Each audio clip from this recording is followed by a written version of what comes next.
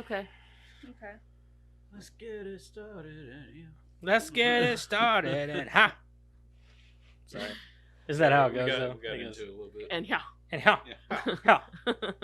That's unproportionate. I was taking your kids home on Sunday. Oh, And God. that song I'm sorry. yeah, I will turn this So- motherfucker around. Somebody's Watching Me Oh yeah. came on and they were all singing it in the car, right? It got like loud. Carson, they were all Carson singing really it. gets into 80s music. Oh, it's a good song, but well, kind of. But like that one, Yeah, the kind one, of. the one part that cracks me up every time I hear it is when he's talking about having like shampoo, like he can't close his eyes when he's washing his hair or whatever Yeah. because there will be somebody on. Oh man. Sorry. Yep. Welcome back to 5 the seconds. show. We are the We are. Bonsai movie. Sorry, did I mess you Yeah. up? The Bonsai movie It's crew. okay, you can blame it on me. I don't mind. Don't Baby forget to booey check booby. out all our socials and all that good stuff down there.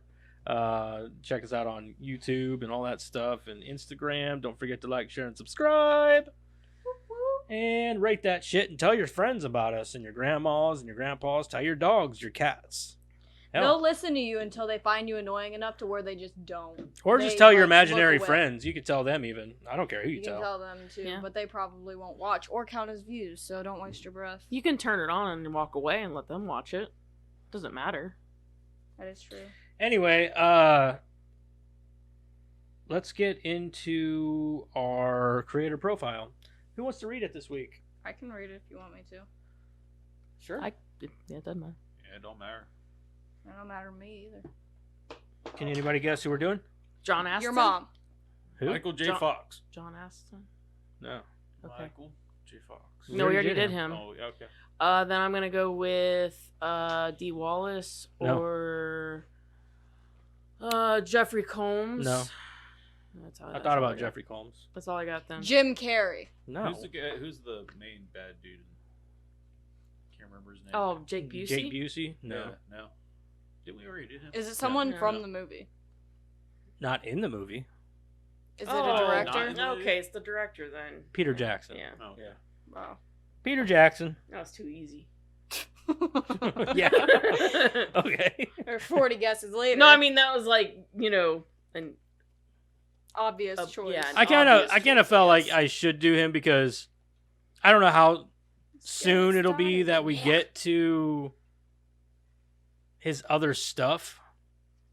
Like, do we have like the Lord of the Rings or something in there? no, we don't have any of the Lord of the Rings, Thank the God. Hobbit, none of that stuff in there.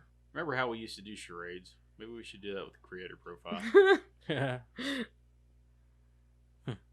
That or the what is that? What is Reassigning the charades? movie where we come up with a different genre for it. A different genre. Yeah, we're No, where you have talk to about- you have to read. It was recast. Oh, Recasting. recast it. Hell. I wouldn't mind doing that. I miss those old games that we used to the do. games. Yeah, the games. recasting and all that shit. That shit was fun. Who said they were gonna read it? Your mom. I think you did. I remember correctly. I'm not your mom.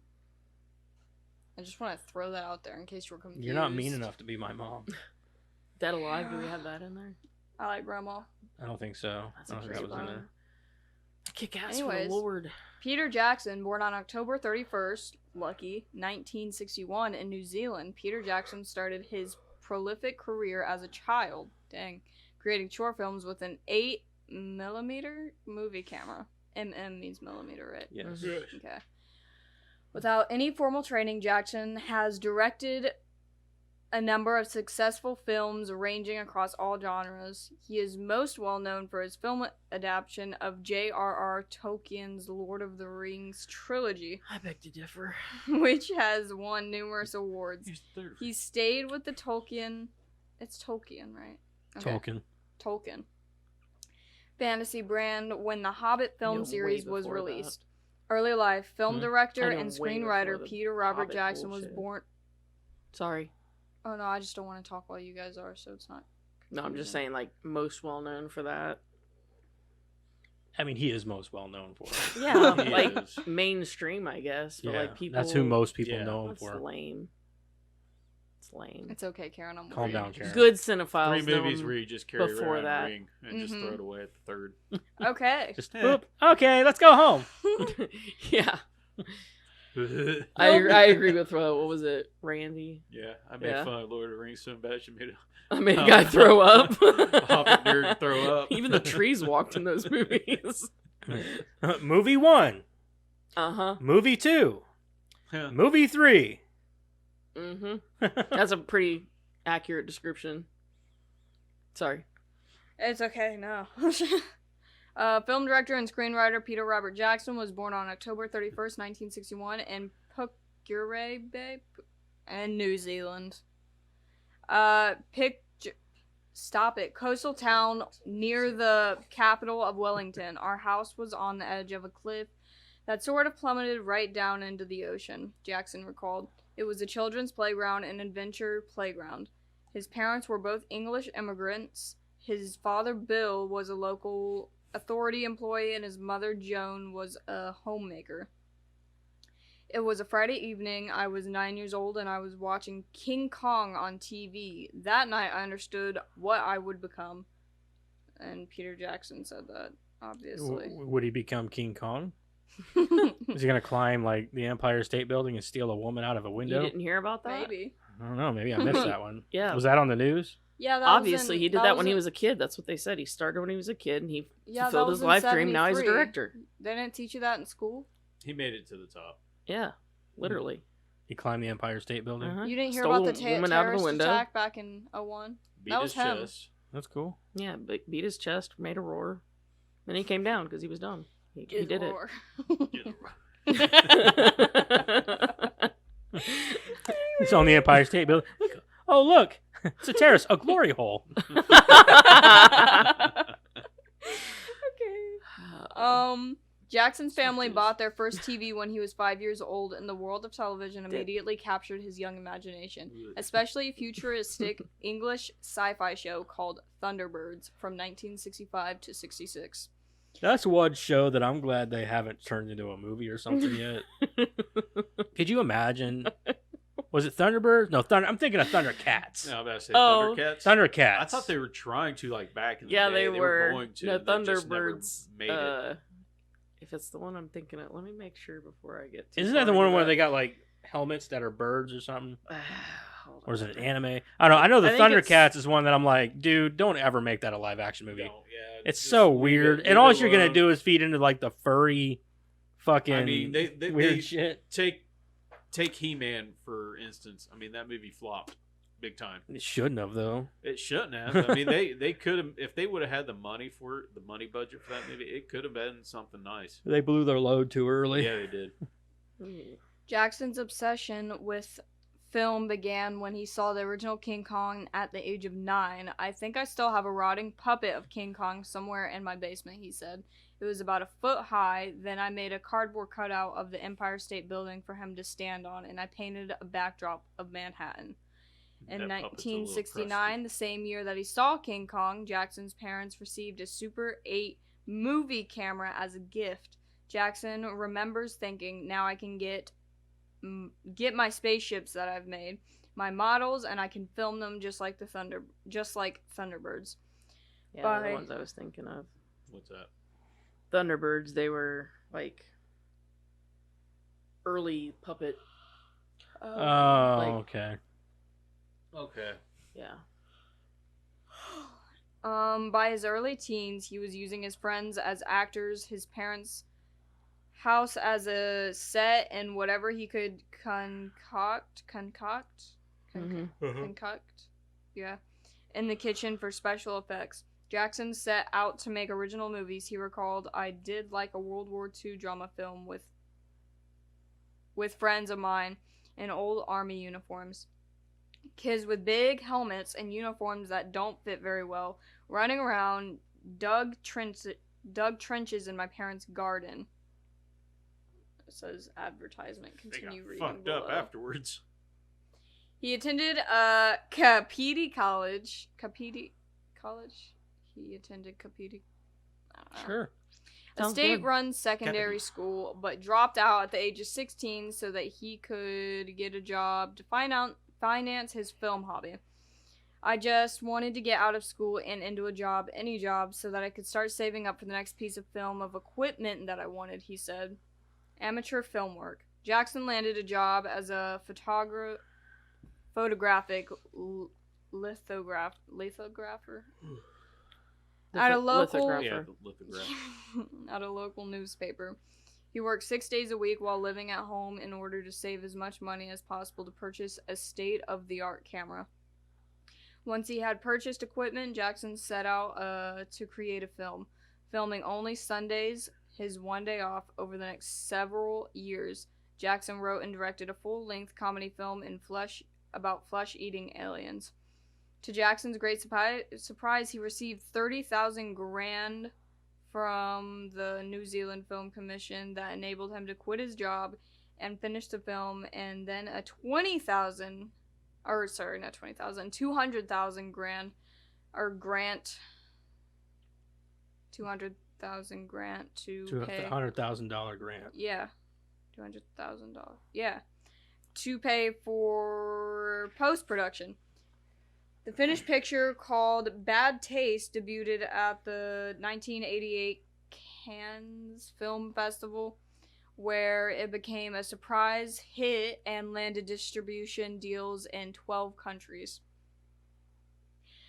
Professional film career. Following the success of Bad Taste in 1989, Jack made a raunchy puppet film called Meet the Feebles that critics alternatively found repulsive and hilarious. It developed... I want to watch this. Meet the what? What's it called? You never seen Meet the Feebles? No. No, I've never heard of I it. mean, I've seen like most of his. The only thing I haven't seen is Bad Taste. Yeah, I'm going to have to check that out. Meet the Feebles. It's great. It developed... Is it raunchy, like funny raunchy? Yeah. B-rated goodness. Okay. Yeah, it's amazing. It developed a devoted cult following in 1993. He released his first professional live-action film, Brain Dead, released as Dead Alive in the United States. That's the one. That's the shit right there. Which won considerable acclaim among horror movie Advocates. Aficionados. Thank you, yeah. Despite being one of the goriest films ever made, Jackson broke out and... Oh, God. Let's fix the table. Sorry. You good? It sounded like he snapped someone's neck under there. I did. That's right, bitch. Sorry. They get out of line sometimes. Where was I? Despite being one of the goriest films ever made, Jackson broke out into decidedly different territory as the screenwriter and director of the 1994 film Heavenly Creatures, a disturbing dramatization of a famous New Zealand matricide case from the 1950s. Starring a then unknown actress named Kate Winslet. Mm-hmm. Sure. Yep. Heavenly... Titanic. Right? Yeah. I've never watched that movie all Yeah, the I way think so. through. You don't need to. I didn't think so. Arnold Heavenly did a Creature better earned job. Jackson an Academy Award nomination for Best Screenplay. Lord of the Rings. Looking for an ambitious project to test his directorial skills, in the mid-1990s, Jackson latched on to the idea of making film versions of J.R.R. Tolkien's classic trilogy of fantasy novels, The Lord of the Rings. An avid fan of the novels, Jackson said, "I read the book when I was 18 years old and thought then, I can't wait till the movie comes out. 20 years later, no one had done it, so I got impatient. After women..." Sorry. I was showing him the Meet the Feebles. So you can read that. You can keep reading, Madison. Okay. New Line Cinema, after winning the film rights in 1997, it took Jackson several years to find a film studio that shared his vision of 3 separate films, all filmed at once on location in New Zealand. New Line Cinema finally agreed to finance the project on Jackson's terms after a year and a half of filming. The Fellowship of the Ring was released to widespread international popularity and critical acclaim in December 2001. Right there. The second film in the trilogy, The Two Towers, was released a year later in 2002. Dude, Two Towers is totally based off of the Twin Towers, ain't it? That's the side. It came out in 2002. No, it's No, it's called based The Two on the Towers. book. Yeah. It's based off the book, The Two Towers. Yeah. And the book was It like didn't from like predict the anything in the No. book. The book was Well, printed in like the 19. Kinda, because they brought down the 2 50s. towers at the end of the When movie. was the, but when was the book published? Like the Oh, it was like the 40s or 50s 40, or yeah, some like shit. it was an old. They were book. planning it. They called George or Tolkien like the pioneer of D&D and shit. Yeah. But don't worry, the profanity is only moderate. Moderate, yeah. The rest Yeah. of it's all severe, It's a fucking Oh. porno, Jesus. right? You don't know that. It's like violent porno. Anyways. watch Where the was People's I? People. I was at Two Towers was released a year later in 2002. I mean, come on. A year? It has nothing to do with the Twin Towers. It totally does. It doesn't though. It doesn't No. though. You guys are crazy. And the third installment, The Return of the King, followed in 2003. The highest grossing film trilogy in history with more than 2.9 billion in worldwide box office revenue, as well as one of the most acclaimed series of all time with 17 Academy Awards and 30 nominations. The Lord of the Rings established Peter Jackson as one of the world's greatest directors. The Return of the King, widely considered the greatest fantasy film ever made, matched Titanic 1997 and Ben-Hur 1959 for the most Oscar wins by a single film with 11, including Best Director for Jackson. In the wake of the enormous success of the Lord of the Rings trilogy, Jackson fulfilled a childhood dream by remaking King Kong, the film that had inspired him as a child, released in 2005. King Kong was another box office smash. After nearly 2 decades of continuous work, Jackson took several years off from directing before returning to direct the 2009 film adaptation of Alice Sebold's novel The Lovely Bones. He also signed up to work on the film adaptation of The Hobbit, Tolkien's prequel to Yeah, the like Lord of the Lovely Rings Bones? trilogy. Huh? You don't like the Lovely Bones? No. The story Stanley was... Tucci was a waste in that movie. They wasted him. I thought that they wasted him as an actor. I just don't think he did a great job. Like it's not that he didn't do a great job. I just feel like he wasn't handed the right script or the right material for that job. I just didn't like it, and I think that Mark Wahlberg was a fucking dud. I agree with you about Mark Wahlberg. So, I think the girl did fine though. So, I don't think Stanley Tucci was that. I mean, I think he was appropriately monstrous. sort of, yeah, but I felt like He's underutilized. underutilized. Yeah, I felt like it could have been better. It's not his fault, is what I'm saying. But I think it was appropriate because it wasn't supposed to be about him, and it wasn't I supposed to know be that. about like. No, I'm saying like he was underutilized in like a way of like, not like that he didn't get enough screen time, but like, I think I get what you're saying. Like it's one of those things where like a lot of people didn't like the fact that it wasn't about the crime and it wasn't about like,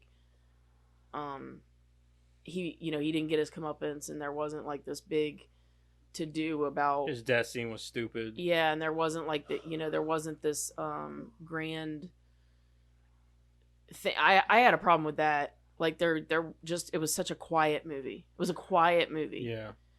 And you wanted more. You wanted some fireworks. You wanted him to get something out of this. You wanted something to happen, and it just didn't. Yeah, there was no fireworks. It was a very quiet movie. That's the best way I can think to describe it. But overall, I didn't hate it. But I agree with you about Mark Wahlberg. Anyway, sorry, sidetracked. No, it's okay. Dad is the one that did it, so. No, I was just kind of You blame surprised it by it. all. I didn't hate The Lovely Bones, but I guess I agree with your dad. It was such a quiet movie, and it could have been Something more. Yeah, they could have done a little bit more with it, I think. I didn't like it that much. But it was based on the book, and then everybody that I've talked to that's read the book said it did a good job. So Oh, maybe you're the right, maybe the the book. book is the source. You know what I mean? I don't know.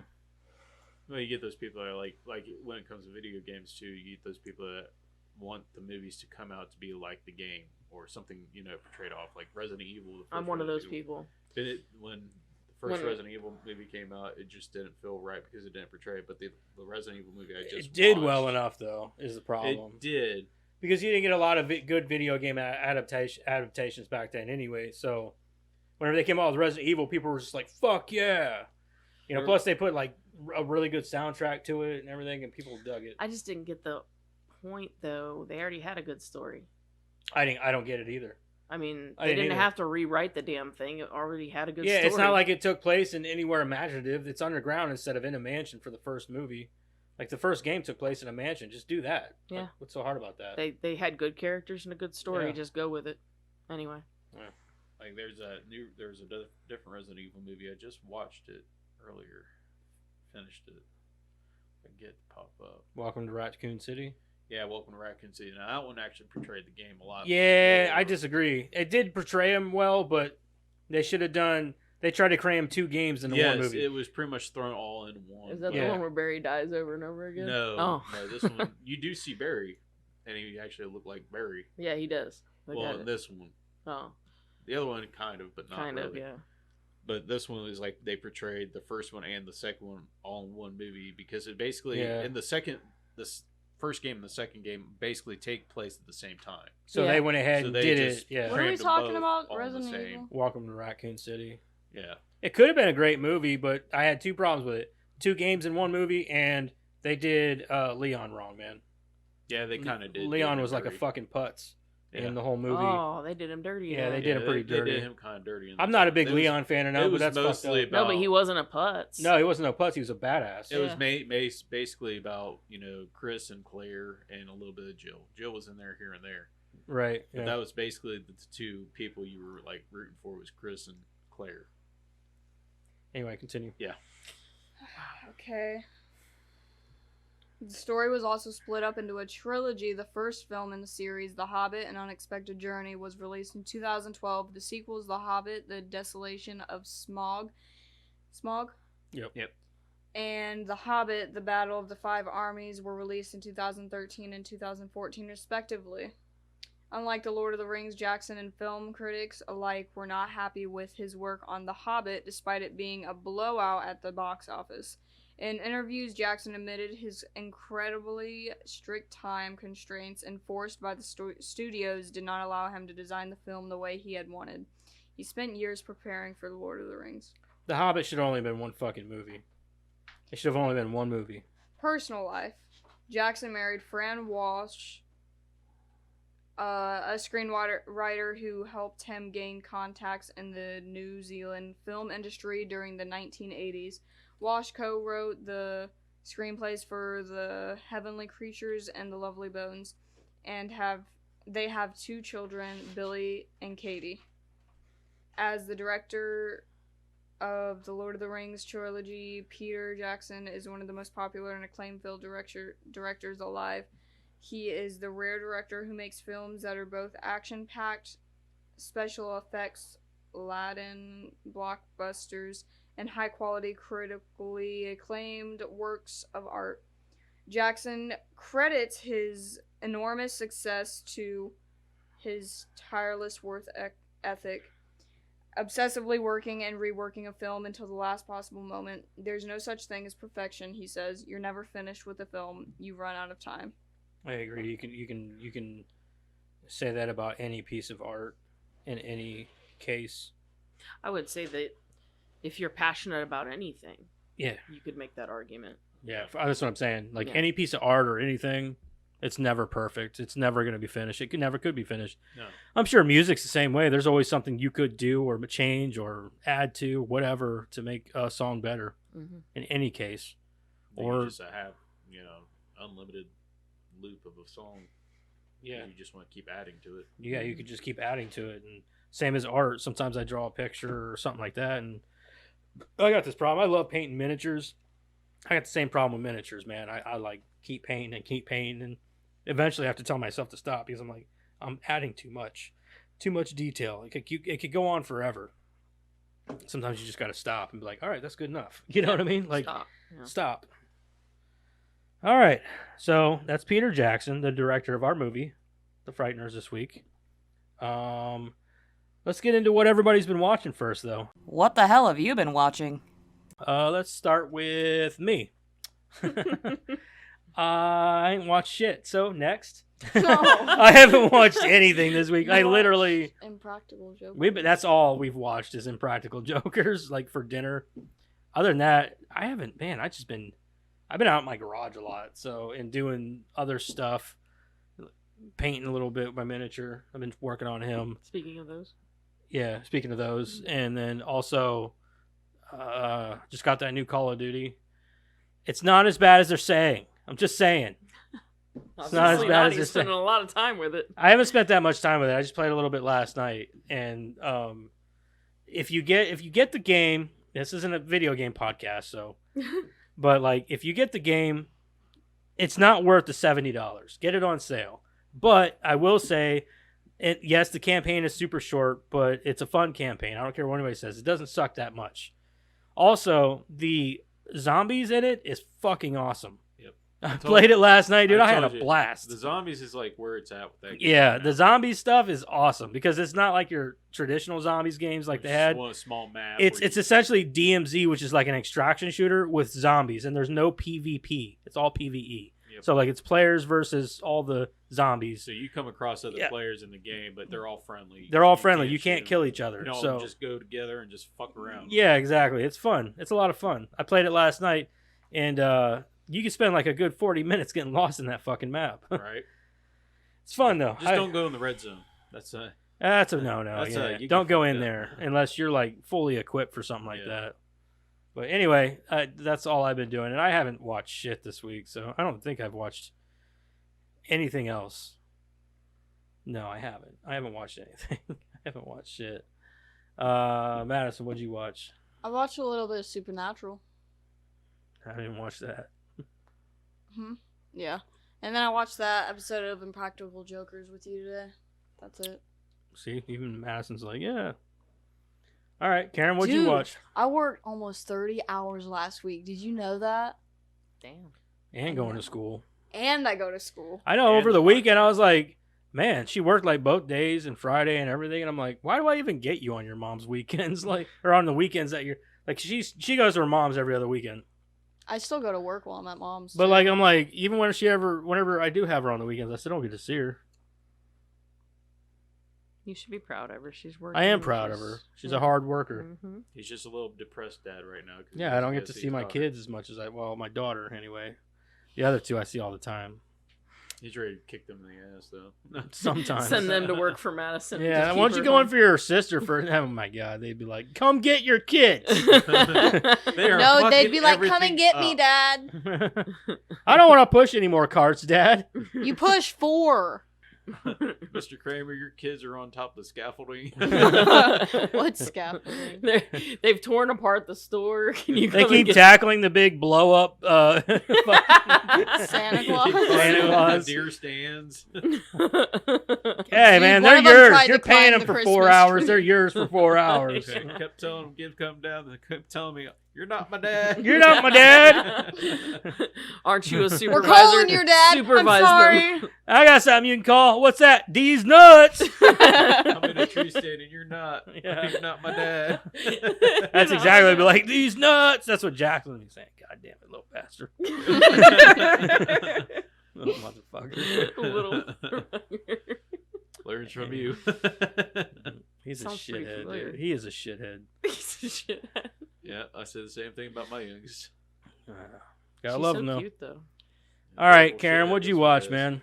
I watched A Haunting, that show, Vacation Friends 2. That was pretty funny. It's not as funny as the first one, not as good, but it was good.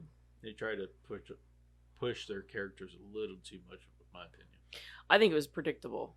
Whereas the first one, you knew how it was going to be, but there were things there was a lot of things that happened. They were like, oh shit, like you didn't see coming. But like in the second one, it was just predictable. You knew everything that was going to happen before it happened, and it was still funny, but it was predictable. Yeah. Mm-hmm. The Righteous Gemstones. I think I watched 2 episodes of that. The last one we watched had a lot of dick in it. What episode was it? Of course, Joseph would be wondering what episode. It was funny because we were talking to April. Was it the one where he goes to get him from the club? Or no, that's in season 2. He went to he told her brother Walton Goggins. Yeah. That did you see his dick? Yeah. Yeah. And he told him that he wasn't welcome or whatever, and then he went back to apologize, and those guys were there like trying to rob the place or whatever, and he told him to leave and told him to get naked and told him to leave, and they were all like, the one guy, he goes to leave and the fucking mall is full of people, and the guy, like, they're naked and they're like, most of them are running out of the mall because they don't want to be seen, and one dude's just sauntering like out of the mall like, okay, look at my dick, I don't care. Like, it was funny. But we were talking to April yesterday about what all we had watched over the weekend, was giving her some suggestions or whatever, and Jeremiah was like, I saw more dicks this weekend than I saw like naked chicks or something like that. It was hilarious. But yeah, we watched that, and we watched Loverboy. Hilarious. Bad boy day. Oh, dang. Black Friday. Watch that. Watch the 80. Is that the one with Bruce Campbell? In Devon Sawa. Yeah. It was a free on Yeah, I think it's on Tubi or something. No, it wasn't Tubi. It was one of the other ones, Freevee maybe, or whatever. I remember. Yeah. I remember watching it. I think it was last year. Whatever actually. one it was like every 2 seconds with the fucking commercials. So, like, Tubi's not bad. Tubi's like, yeah, we watched it. I think it was last year or the year before. I think it was last year. I thought it was pretty good. I hate it's not bad. I hate the apps that are like every 3 minutes there's an ad. Like, yeah, it's bad. And you can't even get it like a premium subscription. It's yeah, like, Tubi's not bad. Tubi, like, I feel like for a free service, Tubi's very generous. Yeah. Whereas this one, it was like, oh, come on, did we just get back from a commercial break? It's like 3 minutes and then like 5 minutes of commercials. Mm-hmm. Yeah. And we watched this 80s movie that I wanted to see called Happy Birthday to Me. It was an 80s slasher. It was really good until the end. Then it was like, really, holy shit. Like, it threw like this curveball where she had a twin, but then she didn't have a twin. And then it was nuts. I'm your twin, but I'm not your twin. Yeah, pretty much. But I am your twin. Yeah, no. Then we watched a Taiwanese film called The Sadness. Anybody seen this movie? I have not seen it, but I know what it is, and I've thought about watching it. You should. 'Cause I heard it's pretty fucked up. It's fucking insane. Yeah. We waited 15 minutes before it started, and like 15 minutes in, both of us were like, yeah. Oh, I I mean, heard it's pretty brutal movie. it is a brutal fucking movie, Yeah. and it doesn't stop. It's on Shudder, I believe. Yeah, it's on Shudder. So watch it. Yeah, it's on my list of watch. You should watch it. I mean, it's fucking brutal. Yeah. I'm not big on reading shit, but I'll be willing for that one, I think. So. Yeah, you should. And then we watched Old Dads, which was pretty funny. I liked it. Yeah, it was pretty good. I thought it was pretty funny. It was decent, yeah. I just love Bill Burr, so. Oh, yeah. Yeah. I'll watch anything with him. That was all we watched. All right, Eric. Really didn't watch much. I watched some Scrubs, Pixels, the one with Adam Sandler.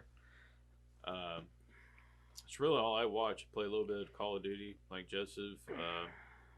I pretty much got to agree with him on his input on that game. Did you know that you can buy an Ash bundle? I already did. Okay, I was about to say. I had a feeling. Yeah, I already did. I bought it yesterday. Yeah. It was like $20 for the whole bundle. I was like, mm-hmm. Yeah. It's so funny because he says like some crazy shit. He says something like changing clips, and he's like says something crazy, like calls everybody a motherfucker. It's like, I was like, God damn, like Ash is crazy, dude. It's awesome. I love Ash. I love Ash. Best person to use in the zombie. And that's what I thought. It was like, because I was like, oh, I could get the Shredder from Ninja Turtles. I was like, or I could get Tomb Raider. I was like, but Ash is the best suited for. I would think that's the obvious choice. That's the obvious. Well, I thought about the Shredder for a minute because I'm a big Ninja Turtles fan, but I was like, but Ash, dude, you can't go wrong with Ash. You can't turn down Ash. It's like I bought that ghost skin that like is flaming on fire. Yeah. Was that the only person that got the Evil Dead game when it was on, like, I think it was PlayStation 2? No, oh yeah. The one you got the game and like found it just hilarious that you could flush the toilet. Yeah. You could do the same thing in Duke Nukem. Yeah. But that was the first game that I ever bought that, like, you could flush the toilet, and I thought it was hilarious. Like, I did it, like, 30 times in a row, like, and just laughed like a hyena every time. I was real mature. That's what I liked about the Duke Nukem movies, or the games. You could flush the toilet. You could take a piss and flush the toilet, and then you can go out to the strip club and throw money at the strippers. Yeah. And shit like that. Yeah, that's all I did. That's all I watched. Not much. All right, that's it. Apparently we ain't been watching much TV. Karen, she watches stuff. She watches. Sundays are big watching day. Like, That's I don't know, man. Sundays I've are been like- working 6 days, so Sundays are our pajama do nothing day after church. We just well, I'm trying to squeeze some shit in before like the holidays, before it Sundays, gets yeah. really cold. And Sunday's either my movie or get on a game for a little bit. just wait this winter to be like, yeah, I watched like 4 movies and watched a the bunch what of have you TV been watching shows. segment will be like an hour long. Yeah, that's how I get during the winter. I'm more prone to watch a lot of stuff during the winter. Mm-hmm. Anyway, let's move on here. Let's go ahead and get into our movie this week. Let's talk about the movie. This week we watched The Frighteners. Whoa. Sorry. I don't know if it's that kind of. No, it's not. It's barely even scary at all. It's not. I don't think it's supposed to be. I don't think it is either. The Frighteners, you got a plot synopsis? Let's hear it. Once an architect. I don't like this plot synopsis though. I'll be honest. I have one, I think. Because here. No, I don't. So it says, once an architect, Frank Bannister now passes himself off as an exorcist of evil spirits.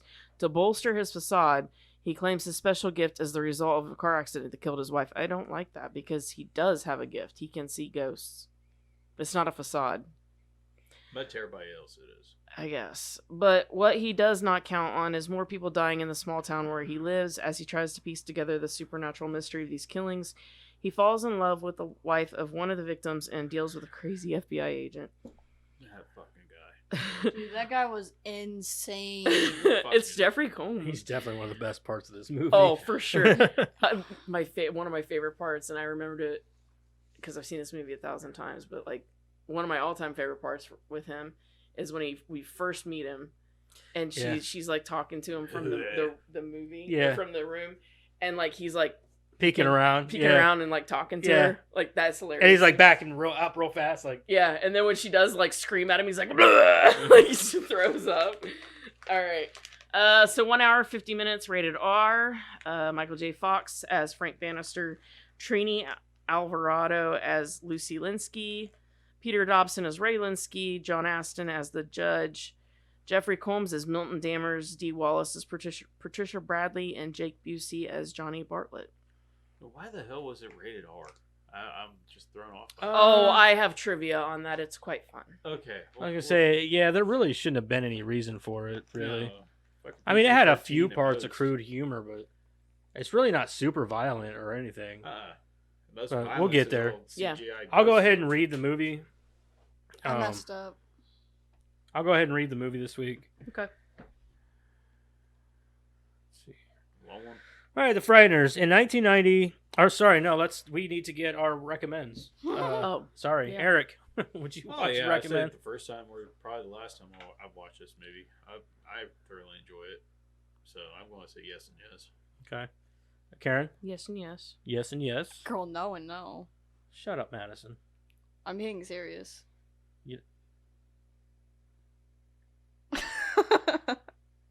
You're not recommending this movie? No. Why? Because I walk around a bunch of teenagers all day. Who am I going to recommend it to? That's not the point. That's the no. point. That's not the point, because Yeah, there's a it's the lot. point. There's a lot of movies that we've watched that you wouldn't recommend to fucking teenagers. We just watched Twins. Would you? And you said I'd recommend it. Who are you gonna Yeah, recommend? because it to? I know people that I recommend it to. I don't know people I'd recommend this movie to. Okay, here's the question: Did you like the movie? I can't tell you yet. That's literally the question. Oh, is That it is really? literally. Would you watch and would you recommend? Oh yeah, no, You wouldn't Yeah, watch it yeah, again no. or recommend it? no. Okay. So she, All right. All right. she don't like the movie. All right. Okay. I would watch it and I would recommend it to people. My bad. All right, bitch. Oh my God. But why? Wow. escalated quickly. I looked her dead in her eye and I said, Bitch. We need that as a bump. As Yeah, often as we I say said, it. bitch. We do need that as a bump. My bad. In 1990, architect Frank Bannister's wife, Deborah, died. God damn it. Hold on. I need to get my eyes in check here. It's been a long day. Died in a car accident. He abandons his profession God damn it. And his unfinished dream house sits incomplete. Following the accident, Frank gains the power to see ghosts, and he befriends three 1970s street gangster Cyrus, 1950s nerd Stewart, and the Judge, a gunslinger from the Old West. I like Judge. I do too. You know that's Sean Astin's stepfather. Who? John Astin, the Judge. Stepfather? Why do they have the same name? I think he adopted him. Oh, then it would be his dad. Well, yeah, but everything that you reference or read, it always says stepfather, but they share the same last name, so I assume he. I wondered. Either that, or he's related to either Sean that, Astin. or he just took his name Yeah. because he was already an actor and well established. Maybe Maybe, he wanted yeah. to break into Hollywood. I don't know for sure, but everything that I ever read that references it says he's a stepdad. Oh, okay. Quit being a dick and call him your dad. Right? Right. Shit. If he helped you that much, like, Yeah. Right. anyway. The ghosts haunt houses so Frank can then exercise them for a fee. Most locals consider him a con man because he kind of is. They don't know that though. Like, Yeah, right. For real. Soon after, Frank cons local health nut Ray Linsky and his wife Lucy, a He physician. kind of deserved it, though. Yeah. Ray Well, dies of a heart not attack. Fuck that necessarily. guy. Who? He's a dick. Who? Fuck him. On both sides, I guess. Who- Yeah. Ray. He was kind of a dick, but then again, he did drive through his fence. That's what I'm saying. like, It's kind of like two-sided. Yeah.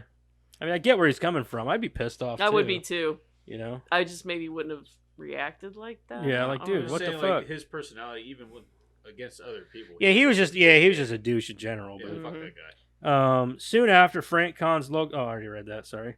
You're not forgiven. Okay, so Ray dies of a heart attack. Frank discovers that there is an entity appearing as the Grim Reaper killing people, first marking numbers on their foreheads that only Frank sees. Deborah had a similar number when she was found. Frank's ability to foretell the murders puts him under suspicion by the police and FBI agent Milton Dammers, who is convinced Frank is responsible. Frank is arrested for killing newspaper editor Magna Reese Jones. Bitch. Okay, yeah, she was a bitch. I don't even know how the fuck she went to heaven. Like, for real, she went up to heaven. Well, like, how? it always starts out with the light, but then like Bartlett and that bitch got pulled down. That's true, yeah. So just because you start in the light doesn't necessarily mean you're going to stay in it. True. She gone It's like, that was like downhill. judgment right there, that light. Like, oh, no, you're not good enough to come up here. Yeah, I mean, I guess it just means that you're going to the afterlife. Right. Frank is arrested for killing newspaper editor Magna Reese Jones, who had attacked him in the press. It was actually the Grim Reaper who killed Reese Jones, despite Frank's attempts to prevent it. Lucy investigates the murders and becomes a target of the Grim Reaper. She is attacked while visiting Frank in jail, but they escape with the help of Cyrus and Stewart, who are both dissolved in the process. Man, they really just jumped right into that, didn't they? They skipped Mhm. like a lot of shit and just Yeah, jumped it did. right into Into that. yeah, right into the whole Death for the jail. dead. Yeah, like they missed out on, like, I don't know, them having dinner and all these other things. Anyway, I guess we're going there. Ray dying. Did they even bring up that Yeah, Ray died? Yeah. Yeah, they said they had a heart okay. attack. Remember that's why we were talking about how much Yeah. of a douche he was. I thought that was more like him conning them. But they escape with the help of Cyrus and Stewart, who are both dissolved in the process. Frank wants to commit. Sorry, I was like, Okay, Commit it Harry says Carey. to commit suicide to stop the Grim Reaper. Lucy helps Frank have a near-death experience by putting him into hypothermia and using barbiturates to stop his heart. Dammers abducts Lucy, revealing that he had been a victim of Charles Manson and his family in 1969. What? Immature. Dammers abducts Lucy. You know what? What do they mean? I didn't do anything. Abducts Lucy and a victim of Charles Manson. Some of the stories he was telling as he was talking to her was like he talked about like being a part of the Manson family, and he talked about just his wild ride of a life. He was part of the. I didn't miss that. Part of a Satanist group. Well, I knew that. Yeah, I knew that he was a part of like cults and shit. He didn't say the Manson family, but he said like a member of the Manson family. So if you knew enough about that crime or whatever, you'd know that. Like you would know. Oh, okay. You know I didn't hear him say that, so that's interesting. Okay. Yeah. God damn it. In his ghostly form, Frank confronts the Grim Reaper and discovers that he is the ghost of Johnny Bartlett, a psychiatric hospital orderly who killed 12 people in 1964 before being captured, convicted, and executed. Newspaper reports reveal that his greatest desire was to become the most prolific serial killer ever, showing pride in killing more than contemporaries like Charles Starkweather. Patricia Bradley, then a teenager, was accused as his accomplice, although she escaped the death penalty due to her underage status. Lucy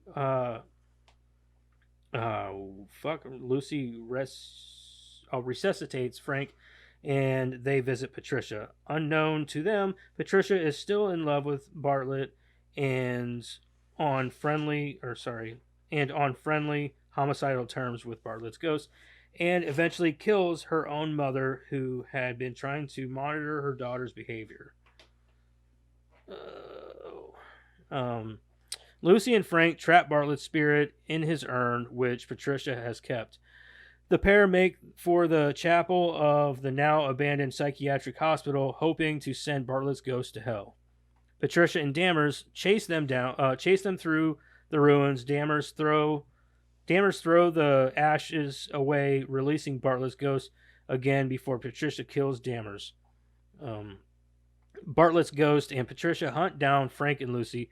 Frank realizes that Bartlett's ghost, with Patricia's help, was responsible for his wife's death and the number on her brow, and that he is still trying to add to his body count and infamy even after his death. Out of bullets, Patricia strangles Frank to death, but Frank, in spirit form, rips Patricia's spirit from her body, forcing Bartlett to follow them. Bartlett grabs Patricia's ghost while Frank makes it to heaven, where he is reunited with Cyrus and Stuart, along with his wife Deborah. Bartlett and Patricia's spirits claim they will now go back to claim more lives, but the portal to heaven quickly changes to a demonic-looking appearance, and they are both dragged to hell by a giant worm-like creature. Frank learns it is not yet his time and is sent back to his body as Deborah's spirit tells him to be happy. Frank and Lucy fall in love. Lucy is now able to see ghosts as well. Frank later begins demolishing the unfinished dream house and building a life with Lucy, while a morose-looking ghost of Dammers is riding around in Sheriff Walt Perry's car. The sheriff, who is also Frank's friend, approaches him and reveals that the police discovered a huge collection of Ouija boards in Patricia's room. This causes Frank to realize how Johnny managed to come back to the world of the living, as Patricia used the Ouija board to bring him back from hell. Frank and Lucy then enjoy their picnic. The end. That was a nice story. And didn't really give a whole lot of detail. They did not give a lot of detail at all. There's a lot more to the movie, I think, than that. Yeah. I'm going to go ahead and start out with my negatives. I hated the CGI in this fucking movie. Yeah, the CGI was. It was dog. Even for '96, it's dog shit. I think that for the ghosts, it was fine. The ghosts were But okay. Where I noticed it was the Grim Reaper. The Grim Reaper and the floor, the worst for me was when he was fighting Johnny, when he turned into Johnny, you know, and then like he finally got him to like turn into that goo, and then he went into the crypt. Oh, that was terrible. Yeah, and it literally looked like somebody was trying to like project Johnny's face onto like a black mask or something. It was bad. And that then whole the arms scene were way too big for. Yeah. That to me was the worst. The rest of it was fine to me. It wasn't terrible. I didn't think it was awful. That was the worst. And there was a couple other scenes, like anytime Johnny's ghost was in an object, it wasn't good. Yeah. But anytime that was the ghost, or anytime the ghosts weren't that Grim bad. Reaper, I didn't think was terrible. I think that some of the ghost stuff I don't think the ghosts were bad, but I do think that the parts where his character was chasing down Johnny as the Grim Reaper or whatever, and he's like getting ran over by the car. Yeah. I just thought it was kind of like he was very disconnected from what was going on. Like he got ran over, flattened, and blah blah blah, and he just kind of gets up and was like, oh, you know what I mean? Like there should have been more of a comedic reaction, I think, to that sort of stuff, and there was none of that. I didn't like it. Yeah, it should have been a little more. Like I know they were trying to play it up for laughs a little bit and trying to make it a little more cartoonish, but it wasn't doing that for me because. Yeah. Like it's like Michael J. Fox didn't get the memo. Like, hey, you actually get ran over by a car in the scene, blah blah blah, or like he just didn't know how to play it or something. Okay. I just didn't like that part. I also didn't like. I think the ghosts look okay, but the dog didn't look good, and then the dog just never was around again. And then like, but I don't know. I guess for me the biggest thing was definitely the Grim Reaper stuff, and even the Hell stuff at the end. Yeah. It looked really shoddy too. That didn't look so good. Yeah. I watched Madison. Are you gonna draw? Or are you gonna? I'm sorry. I agree with everything you're saying. I zoned out. Well, I was listening. Why is she even here? I was listening. I watched the director's cut, which I'd never seen before, and that was really fun because there were scenes in it I'd never seen before, and I found that really fascinating because it didn't necessarily lend to the story. You didn't need them. You know, I've seen the movie a million times, so it didn't matter that they were gone, and you know there are other cuts that I'd seen, but it was neat to see them. Like when they get back from the first con with Ray and his wife. Yeah. There's like an extended scene between him and the ghost where, you know, he's telling them one thing and they're trying to argue with him, and, you know, like when the one ghost gets stuck in the door.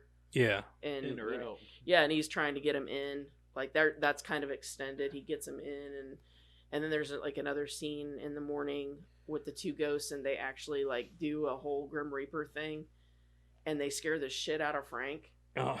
And and they scare the shit out of him, and then the one like goofy one, he's like, oh, maybe next time we should try a white sheet. And, you know, Cyrus is like, there will be no white sheets. You know, like they were good scenes that I legit enjoyed watching, but they didn't necessarily lend to the story, so it didn't matter that they weren't in the finished product. So that was kind of fun for me this time around. Just add a little bit more comedic relief. Yeah, there was some more comedy in it that I hadn't seen before. I can understand why they would have cut that out. They didn't. I think that they're trying to level out. This was even back from the original cut, like way back in the day. You know, them taking out like I think you mentioned the dog, which is what reminded me, because there were more scenes with the dog. Oh, were there? Yeah, and just other scenes that weren't in the finished product, and that I found really entertaining. So the scene with the what's the cowboy dude's name? Oh, the judge. The judge, yeah, the part where he's like in the museum and he's like banging the mummy. I'm like, how does that? It's so. How does that work? I don't know. And then he's like, I love them when they. I like it when they lie still like that. I'm like, oh my god, it's kind of rapey. Yeah, a little bit. I love it when they lie still like that. Yeah, I didn't like that part. I didn't like. So whenever he went up to heaven too, he didn't see the judge up there. I know, and Did the you didn't judge see go to Ray hell? either. And Ray died again for no reason. That second time he bit it, Lucy was out the door, and then he could have just followed her, but instead he stands there and waits for his face to get cut off. I think they were just looking for a way to get him. He literally goes in the house yeah. just in time to tell her go as she's walking out. Then the he door. walks in, he looks around, it's like, oh, and then he dies. Yeah, he literally stood outside apparently the whole time she was in there, and she had to be in there a good 20 minutes. He really didn't have any good redeeming. No. I thought maybe a little bit of a character redemption. He himself gives himself a bit of a redemption, but nobody sees it. It doesn't mean anything. But he didn't even she was in there for 20 minutes, and he shows up the last 2 just in time for her to walk out the door herself. Yeah. And it'd be one thing if he actually was preventing. He had to stand out there and talk himself into it for 20 minutes. Yeah, dude, he I actually feel got in there and stopped. And then he died for no reason. She was already out the door. Yeah. He stood there long enough just to get killed. If they changed this movie in the right spots, they could have gone without him. No, he lended. He lended to the story, especially at the beginning. Yeah. How? Well, with taking out the fence and then all that stuff. He could have done that anyways. Or he couldn't have done that. He just drops those cards off anywhere. Yeah, but he went through his fence, and the whole point of the con was to get out of having to pay for his fence. Yeah. So. And that's how he meets Lucy. And that's how he meets Lucy and all that stuff. He could have met Lucy some other way. I Why'd guess. she have to be married? That's a good point, I guess. I mean, she was at the graveyard when he was passing out the cards. That's why she had that card in her bed when Ray was talking to her. No, they dropped those off No, randomly. the ghost put that in her bed. Yeah. Did he? Yeah. Oh. No, she wasn't at the graveyard when he was passing out the. I thought she was. No, the reporter was there. That's how he got the story. She was there at her husband's funeral. Yeah. But he wasn't there passing out cards or nothing that time. But I mean, when you said that they could have had another way that they could have met, then it's just as plausible that they would have this story too. I mean, you can make the same argument. Yeah. It doesn't. They could have gone without Ray. She's just trying to say Ray didn't have to be there. I think he lended the movie a little bit. Yeah, he's a comedian. He's definitely that comedic douchebag that you didn't he's have to care about. He's that guy you loved to hate. You didn't have to care about him. I really liked Ray for that. I liked the whole dynamic. When she's sitting in the bed and she's watching that show or whatever, and she's talking about Patricia and how she feels bad for Patricia, and she fell in love with the wrong guy, and she looks at him and she's like, could happen to anybody. Yeah. I mean, there's this whole sort of character arc for her because of Ray. Yeah. And he builds on that, yeah, for sure. So, I mean, I guess... Yeah, I mean, you could write him out, but I think that would make Lucy's character a little less appealing. I think it would make her one-sided. It would make her sort of flat. Yeah. But there are other ways to make her not flat. Right, yeah, okay, she's got a hobby or something, but, I mean, this is just another way of writing her. You know what I mean? It doesn't matter if he's there or not, maybe, but in the end, he adds to a little bit more of the comic relief. You get to see another ghost in the movie.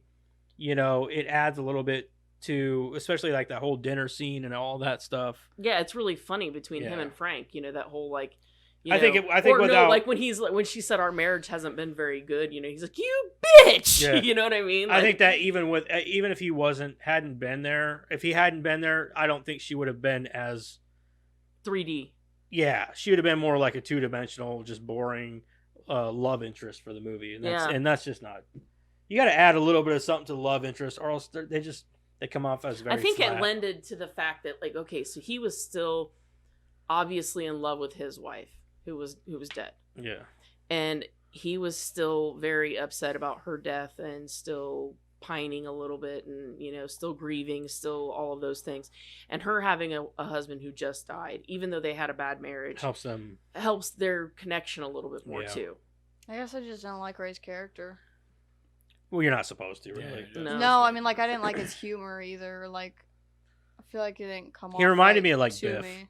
kind of like a Biff, a less douchey, except a less threatening. Yeah, less threatening Biff. Yeah, that's a good way of putting it. A lot less threatening. mouth, no. Yeah. Yeah. Yeah. I found it kind of funny how his wife, everybody, including him, thought that she died in a car accident, right? Because of his reckless driving. Yet, that's all he does in the whole movie. Mm-hmm. He is a Yeah. terrible Every time driver. he gets behind that wheel. Every time, I'm like, no wonder she died in a car How accident. does he even have his license? No Yeah. shit. Like, every time he takes the worst possible way to drive. You know what's funny is this movie makes me think this is probably how Michael J. Fox always drove in real life.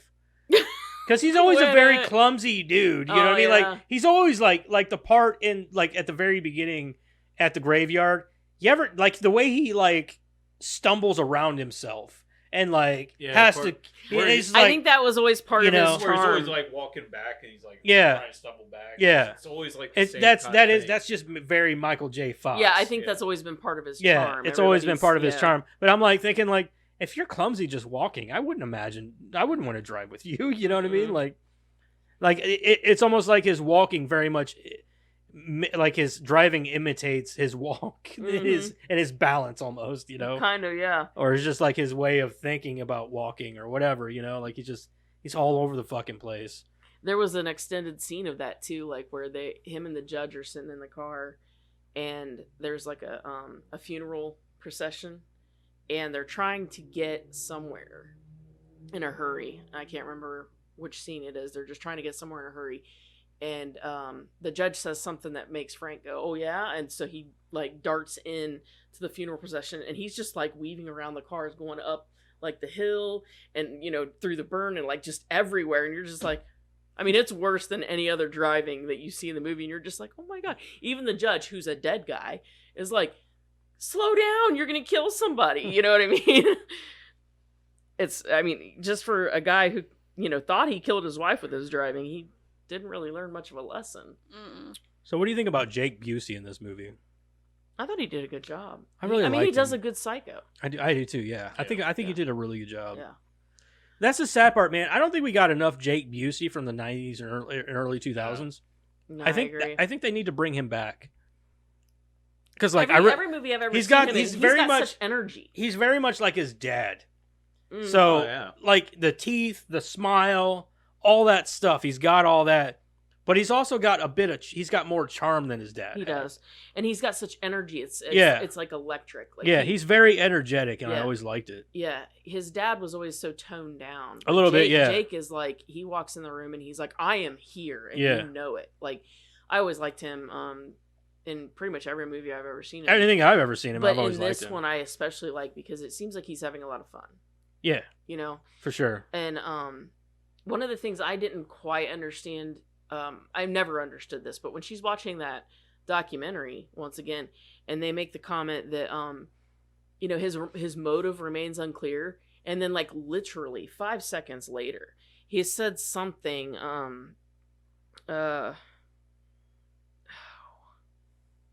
I don't remember what he said. He said something in the documentary, but then they call him the unrepentant killer. Well, he literally says, like, I'm trying to Be the most- outdo outdo everybody else. Yeah, he like this. That's his motives are motive. unclear, and then he's like comes out. He's like, I got 12. That's one more than blank. That's or one more whatever, than so-and-so. Starkweather. And yeah, and I'm like, He's literally told obviously you his he's- motive. yeah, he's That's just told why you his he's motive. that's why Yeah. he's killing these people. he's He killing doesn't- people. That's why they were all at He's random. not doing it because they looked at him cross-eyed. He's doing it literally Well, because kind of. He did a couple of them because. well, they the were- first one. He's like- He's He's like, what are you, an idiot or something? He's like, I guess you'll be number one. Yeah, the first one. Okay, Yeah. maybe he had a motive there, but like literally, he's doing it because he wants to be famous, essentially. Mm-hmm. But I never understood that when they said, his motive remains a mystery. No, it doesn't. I mean, he's literally made it quite clear why He's just a doing nutcase who wants to do more than the others. Mm-hmm. He wants his name to be out there, infamous for doing. And the whole first scene, I never thought of this before, but the whole first scene doesn't make sense in reference to the entire movie. Because the whole first scene is Patricia running around the house screaming like a banshee. Like she's terrified. And like the mom coming out and saying, leave her alone, blah, blah, blah. The only way it makes sense to me is if that's when she finally got Johnny to show up and she wasn't sure if it was him. No, I disagree because that can't have been the first time. because the first time that he had killed was No. When she finally got him to show up, because she'd been using those Ouija boards, trying to get him back from hell. So what if that was the first time that she finally got him out of hell? No, I disagree, because the first time he came out of hell was, what, 5-6 years prior? Oh, yeah. Whenever he killed the wife. But that first scene could have been 5 or 6 years ago. We don't know. But the mom already looked like she knew yeah. what was going on. Well, not with that. Well, yeah, kind of. She knew it was a spirit, though. She knew it was a spirit, because remember, she even called, she left a message on his answering machine for him to come help with the spirit thing or whatever. Yeah, but she knew it was a spirit. She didn't necessarily know it was Johnny, maybe. Right. At that time. I don't know. I'm just saying, like, that's the only thing that makes sense to me. And Frank doesn't necessarily seem to be the kind of guy that checks his answering machine all that often either. Right. But I'm just saying, I don't know. That whole first scene doesn't make sense for Patricia to be terrified and for her mom to try to save her if they both knew that Patricia was guilty of sin. Maybe she wasn't terrified. She was doing one of those things where... Yeah, but her mom's not going to fall for it. Her mom knows exactly who she is. But, like, what if she did? I don't know. I agree. I don't understand the reason for the first scene. No, I mean, I understand it from... Unless it did take place 6 years prior, whenever... before their first kill together. Right, well, yeah, and that's the first time that spirit shows up, and she's not sure it's Johnny yet. So here's my question. You guys are saying that's the first scene, but if that phone call from her was to Frank, that wouldn't have been 5-6 years prior, because they wouldn't have had an answering machine there. Yeah, he wouldn't have had an answering machine, and he wasn't a psychic detective. That's then. True. Yeah, you know what I mean. Well, the message on the answering machine was whenever I think her name's Lucy was in his house whenever he wasn't there, and she heard that over the answering machine. But even then, like, why would she wait 6 years to make that call? Exactly. Maybe though, maybe if, and this is just thinking out loud, but maybe if the first scene happened 5 or 6 years ago, right? Let's say for shits and giggles, that's how it went down, and then she thought that she took care of it, right? Because by then Patricia has found out that is Johnny, and so Patricia's no longer scared, so it's quiet, right? But by then Mom has figured out what's going on, and then she calls Frank. I think, you know what I think? I think that it's a writing plot hole. It's a plot hole in the whole plot, and it's just we're delving into it. I think what it was just... It's just a way to draw the audience in. It's not. I don't think it's even so much that as it is to make what's her face another way to make her look like an innocent. Yeah. Yeah, I get. I think that's all it is. Well, honestly. and it's a way to get the audience drawn in, because you're like, yeah, oh shit, okay, what's yeah. going It starts on? out with this. Yeah, I get that. And another way to make her look innocent. I mean, I guess there's a way that you can make it fit. But yeah, I now think about it like, how does that make any sense? Yeah. But okay, yeah, I'll buy that too. I think that's the only point of that scene is just to make her look like an innocent is all it is. Like there was I don't think maybe whenever they were writing the movie they didn't really think that through. Like, well, but why? You know what I mean? Like, why is he tracing her? Yeah. So, but I don't know. I'm not. Yeah. Can we just talk about how awesome Jeffrey Combs was in this movie? He was amazing. Yeah, he was pretty awesome. I like when he's doing the interrogation too. And he's like, "Are you trying to do this to me now? Are you trying to do it to me now?" And he like, "I've got a lead vest on." I've got a lead vest. Like, well, I don't know what the fuck that was. Like, it doesn't matter. It's Jeffrey Combs. It's like, I've got a lead vest on. I'm like, holy dude. In some shit. of the up close scenes, he kind of looked like Jim Carrey. And he takes his shirt off. Yeah, sometimes he's very much got a very no rubbery nipples. face like him. Yeah, no nipples and pentagon on his chest. Pentagram and all that. And he was doing that quiet thing that was like pentagram. Yeah. Like doing the weird eye thing and talking, like mumbling to himself. Uh-huh. Yeah. He was fucked in the head. He was. And he played he did a really good job, though. I mean, like, I guess if you had the life that he had, like, he talked about his very first assignment, and he was like a sex slave for like 6 months to these like crazy people or some shit, and that was his first assignment, like 18 years old, first and then assignment, cannibalistic. Yeah. So like that's his life that he's lived. I guess you'd be a little fucked up. Yeah, walk around with an Uzi in his fucking Uzi. It's like the FBI. Like, as he works for the FBI, they're like, they just like take the fucking straitjacket off of him and release him. Yeah. Here's your next job. Yeah. They seen that guy coming. They're like, yeah, that's the guy we're gonna give the fucked up shit to. Yeah. Yep. Yeah. You see how twitchy he is? Yeah. Give him all them fucked up cases. Even. You know what? We need a backstory for that guy. He needs his own spinoff show. Oh yeah, totally. Like a early to now. Yeah. Hell yeah. That'd be awesome. I'd I'd watch the fuck out of that. That's gonna be a whole series. Especially if it was starring Jeffrey Combs. Oh yeah. Yeah. That'd be great. Of course, he's a little old for that now, I guess. Fuck that. You're violating my territorial bubble. Yeah, my territorial bubble. I'm gonna start saying that. We used to say it all the time in high No, school. What are you talking about? You're in my bubble. You're in my bubble. Get out of my fucking personal space. I used But to he say said that in kindergarten a lot. He said territorial bubble though. He did. Pretty funny. I don't. My favorite thing was the hospital scene at the end, going between the past and the present like that. Yeah, I really like Oh, yeah. that. I do like that. That I was think that whenever they do those sorts of things like that, it's hard to do, and I think they did a great job They with did. that. The transition between Yeah. the two was I amazing. like how Yeah. Michael J. Fox just kept walking through the aisle, like, oblivious to her or anything else. He was just stuck in that moment. Yep. Yeah, I think the whole hospital scene, honestly, is a great scene. All of it is. Yeah, that whole thing. That's what The I'm whole saying. thing, Like the whole ending there with the hospital and stuff. I thought that was great. Mm-hmm. They definitely the set design and everything, even for that, is for. I don't know what the budget was on this movie. Yeah, I I'm don't know imagining either. it's not a lot, but But that's one thing about Peter Jackson I will give him. He could take $1 and stretch it a mile and a yeah, half.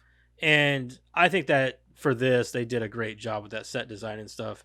I also And filming in New Zealand helps. is that where they filmed? Mhm. Oh, did they? I didn't know that. Yeah. Makes sense though. Michael J. Fox. It was great because I think this is one of the last like major roles that Michael J. Fox really had. It is. I haven't trivia. Yeah. And it'll tell you. Yeah, he just because like he was a little bit And older. It had nothing to do with his Parkinson's. or Right. He was. anything. I think he was wanting to get back into TV or something like that, or he went back to. It really TV. had to do with his family. Did it? Because I know he went back to Spin City, and he did Spin City for a while and shit like that. Mhm. And it was cool to see him as a little bit older in this. And I mean, you had seen him in like Greed and things like that, but this was like him as a You got mature to see him adult. as an adult. Yeah. Yeah, he wasn't Not a so kid much like a anymore. young punk or a Mhm. kid or anything like that. And I really liked that whole interrogation scene for that because it really showed that maturity. That Yeah. whole scene there was. He just took it on himself. Yeah, he You was know just what? sitting there like, yeah, I did this, but then, he like just that whole scene there and the way he reacted and acted. And that scene was beautiful just to see his maturity level there was amazing. yeah. And I'm going to say the only thing I didn't like in that hospital scene was the elevator thing. Like, what are the odds of that elevator working? Mm-hmm. I'm going to say none. Yeah. Well, it didn't. No, it It did. did. It did. And then It it worked. She stopped just at the couldn't stop. open the door. It got stuck halfway. No. And then she was She able to couldn't take open it the back door. down. She couldn't open the door at the top. She could open The door at elevator the worked. bottom. The elevator went up and down. She just couldn't open the door. No, it stopped halfway up. Like it went all the way up, but then it stopped before it got all the way up to the top floor. No. So it was like halfway up, and then she was able to like take it But back still, down. having enough juice to even do that. I know, it didn't make any sense. I'm gonna say it's not gonna have that. Right.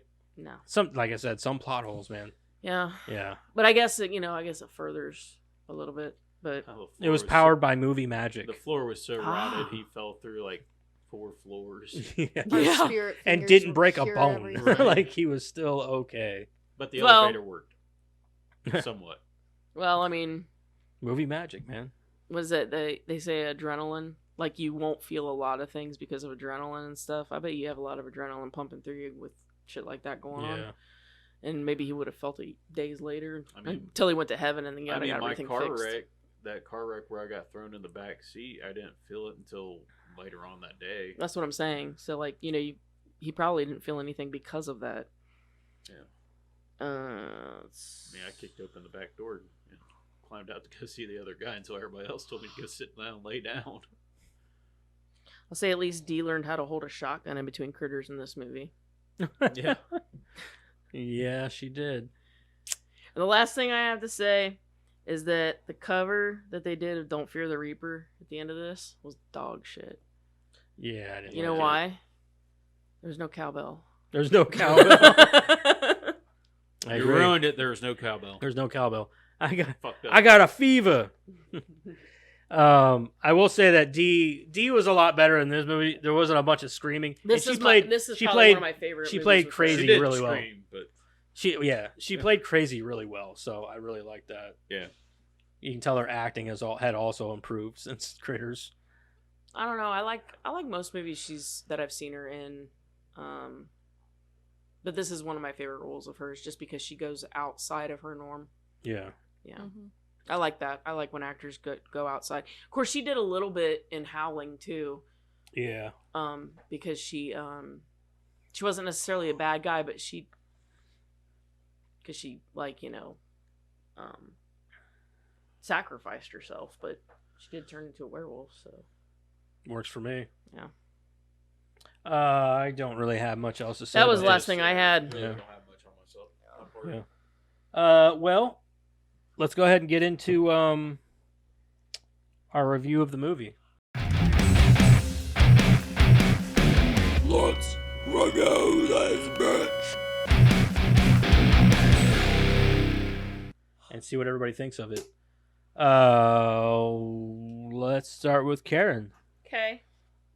K for Karen. Hey for Karen. All right. So, I'll start with the negatives. I'll agree with you. I'll go with the CGI in certain places wasn't very good. I don't know. I'd like to fault the time frame, but I would say it probably had more to do with the budget, because in my mind, I think Peter Jackson would have cared more about making sure that the storyline and the set pieces were right, and that the CGI was, perfect. I'm gonna stop you there, because my issue with that is that, like, the Grim Reaper himself is like a main focal point of the movie, and budget should have been put into that. That's something that the budget should have been put. I guess I didn't really notice it with the Grim Reaper. I'll have to go back and rewatch it for that purpose. But I didn't really notice it's pretty it with the Grim shoddy. Reaper. It's pretty bad. I noticed it with that whole fight scene was where I really The fight noticed scene. it. You're right about the fight scene and that part in the bottom in the crypt. Yeah. That looked really. That fucking was bad. where I noticed it was Yeah. that scene in particular, that whole scene in particular. But I think the ghosts they made sure that they looked good. because there's a lot more ghosts. Because in you it. see a lot of right. that I happening. think that's why there was more focal into the ghost Yeah. than Right. it was the Reaper. Yeah. So, I'm not gonna ding it too much for that, just because I feel like they did such a great job with all of the other set pieces, and I feel like the actors in general did a really good job. I love Michael J. Fox in this movie. I think he matured a lot, like we talked about. I think he did a really good job for growing up and showing that he had grown up, and he did a really good job. And I really love Jeffrey Combs in this movie. This is probably one of my favorite roles of his. I love Jeffrey Combs in general, but I really love this one. You don't get to see him in too many comedic roles. You don't see him in a lot of, like, higher budget movies either. Mm-mm. So no, he kind of tends to take a back seat. He likes those smaller things, but this one I really liked. He kind of moved in and did a lot with the character, and I really liked that. I love the story. I love that you have this guy who wanted to be famous, which was sort of ahead of its time. You see a lot of that now in the news, where people are like, oh, I'm just killing people to be famous. And, you didn't really see a lot of that back then. It was kind of a different thing, so that was kind of new. I like that. I love Jake Busey, the energy that he brought to it. I love Dee Wallace and the fact that she kind of went outside of her comfort zone too. There's a lot of things I really, really like about this movie, and I'm gonna go with an 8. I love this movie. Okay. Madison, what do you got? Honestly, the movie wasn't horrible. I'm not saying it was like a bad movie. It was just not my kind of movie, I guess. Like, the comedy wasn't my kind of comedy, where it was, and, like, it wasn't scary. And the CGI didn't bother me that much, because I watched Scooby-Doo when I was a kid, and CGI and that wasn't terrific either. So, Like, I mean, like the movie. You know what I'm talking about, right? I know you guys hate me right now. It's okay. No. No. No. Yeah, you do. No, No, I don't. This is your opinion, right? Yeah, I don't give a fuck. Everybody has their own There's opinion. absolutely no Yeah. hate. No, Dad hates me. No, I don't. I Yeah, don't he care does. about He your. hates me on a daily basis. Don't let him fool you. Fuck. He beats me. I mean, You did call her a bitch at the beginning. Yeah, you did. I wasn't talking to I know, her. I'm just kidding. I was talking about her. The distinction. I didn't call her a bitch. I said she was a bitch. There's a distinction. I'm just kidding. I don't fucking know. not Leviosa. It's Leviosa. Yeah. Anyways. It's all It about wasn't context, personal. Karen. It wasn't personal. It was objective. Ah, okay. But I don't know. It wasn't my kind of. I say that every time I don't like a movie, but it really wasn't. I did like Michael J. Fox, though. I did not like Ray at all. I think Fucking Ray. Ray. I think Ray just killed this Ray- whole yeah, movie. Ray for it. killed Yeah, the whole I just Yeah, don't Ray, she fucking was like "Fuck this guy." movie. Such a douche. Just ruined my whole. Killed the fucking whole movie. movie for me. The vibe was telling gone you, as soon man. as she met. He Ray. definitely had like dominant white guy vibes, and I As soon didn't as like Ray that showed shit. up, she was like, "Fuck this movie." Yeah, in fuck this movie. Look at particular. that guy's face. Typical I don't know. I 90s just douche. didn't like Ray. Yeah, I didn't think I don't he think had- you were supposed to. No, I mean like I know you're not supposed to like him. I mean like I didn't like how the his comedy character- play that he had. I didn't like anything about him. I didn't think he should be there. I think he could go die in a ditch and I wouldn't care. Oh wait, he did. He didn't die in a ditch, but yeah. died on a lake. Oh no, the difference. He had a heart attack. Not Yeah, heart Leviosa. attack. It's Leviosa. It's not a heart attack. Doing His some kind of heart was exercise. squished. It's not a tumor. It's not a tumor. Something like that. Yeah. Go to the chopper. Okay. Guys, this is my dad. I don't know him. I just met him. So he's so mental. Caveman coming out. I'll give it a 5. Yeah? Middle of the road. That's okay. That's all right. Okay. Whatever you think. Then me. I'm gonna give my review now. Is that okay, Eric? I don't care. I didn't think he'd care. Give no. I think give a fuck. Where's I that? don't give a fuck, Keisha. I don't give a fuck, Keisha. You give that review, Dad. That Now was my wait for the review. burp. That was That's my what review. he thought. Well, Lottie frickin' I dog. hope you're not talking to me. No. So I think for me, there's a lot of like positives for this movie. It's very much almost has that like Tim Burton-y kind of feel to it, but I think that also I got has a that lot to vibe do. too. Like Edward Scissorhands. I think that also has a lot to do with what's his face did the score. Oh, Danny Elfman. Danny Elfman did the score to this movie, so I think that especially the beginning, Shows more the vibe that it puts out because of the score. yeah. So I guess Kind more. of camera angles too, a little bit. with Well, that was very much Peter Jackson. The camera Mhm. angles and Yeah. stuff, the close-ups. That's Peter Jackson. He does Yeah. that. He does that a lot. I'm just saying, like with the action. I think if you're talking about like the Yeah. You're talking about, like, That the- kinda gave me that Edward Scissorhands feel. Oh yeah. I guess so. yeah. Kind of that dark Yeah, and that- kind of fucking overcasty look. You There's know? there's no other way really to make this movie though. I agree. You get that gothic feel for it, but I think regardless of who the director was, there would have been no other way to make this movie. Almost like a like the first Hocus Pocus kind of Mm-hmm. feel. A little bit. Yeah, the first Hocus Pocus definitely felt almost. It could have been a Tim Burton film, also. Yeah. You know, but that just goes to show that like Tim Burton had a lot of influence back then. Yeah, Well, I would say it more goes to show that he had a flavor that he brought to the movie industry that Right. is still being portrayed.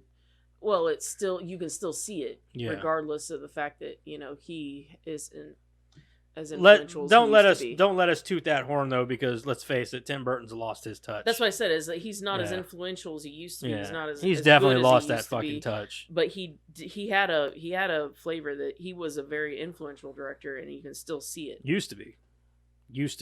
Anymore, it's just he's like every other director. There's nothing special about him.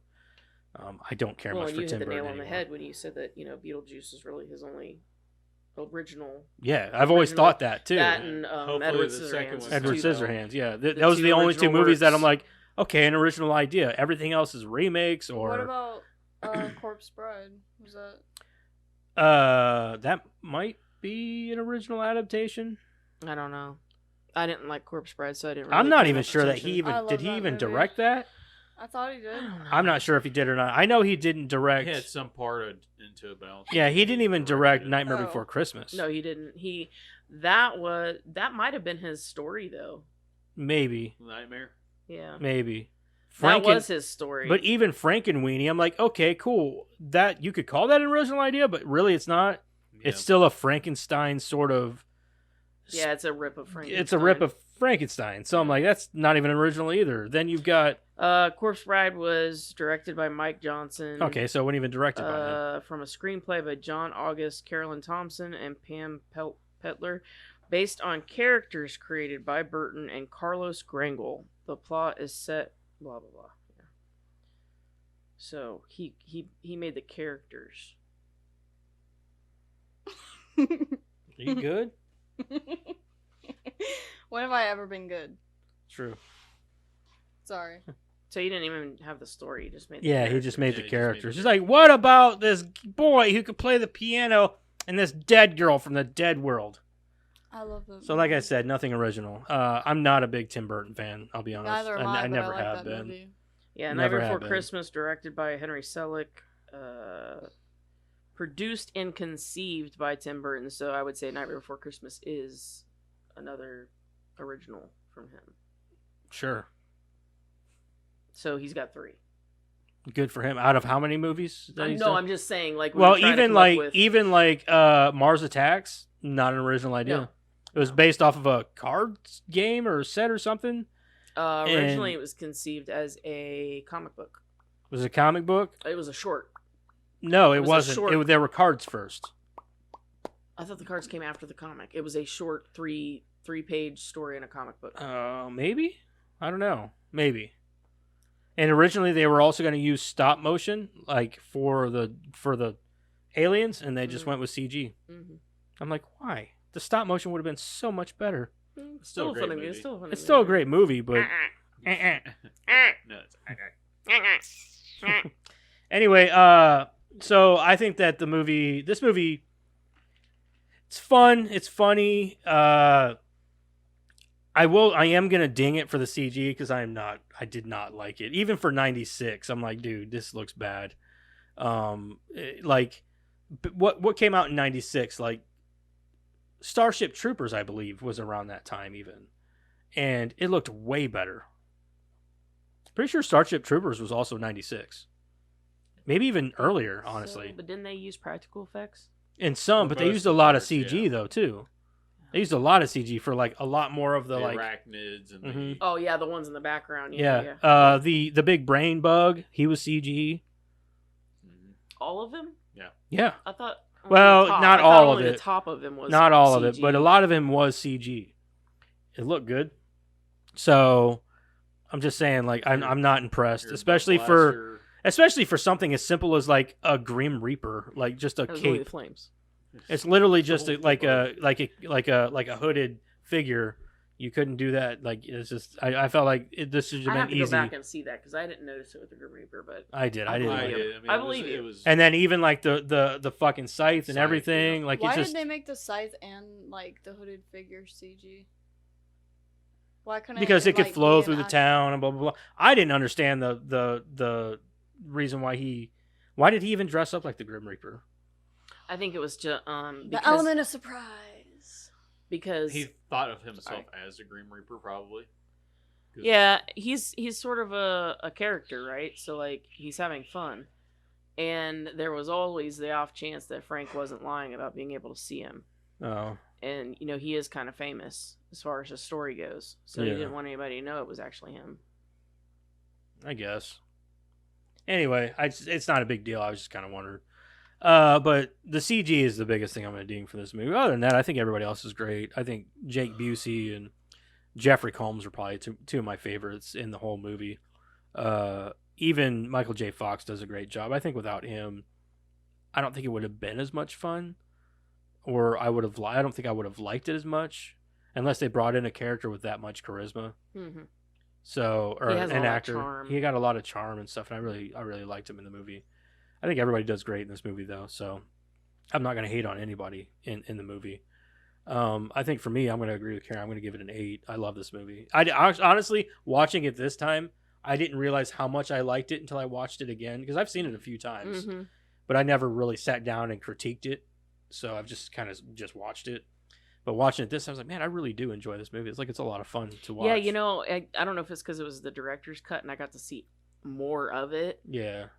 Not this. I just watched the theatrical, so. Well, yeah, but not that it necessarily lent to the story, but I got to see more of it. I really enjoyed watching it this time. I really liked the movie, and I didn't honestly, because I had seen the movie before a couple times, and I'm like, yeah, it's a good movie, you know, we'll watch that one, sure, you know. But watching it this time, I was like, man, this is really a great movie. It's an enjoyable movie. Like, it's fun to watch. It's never boring.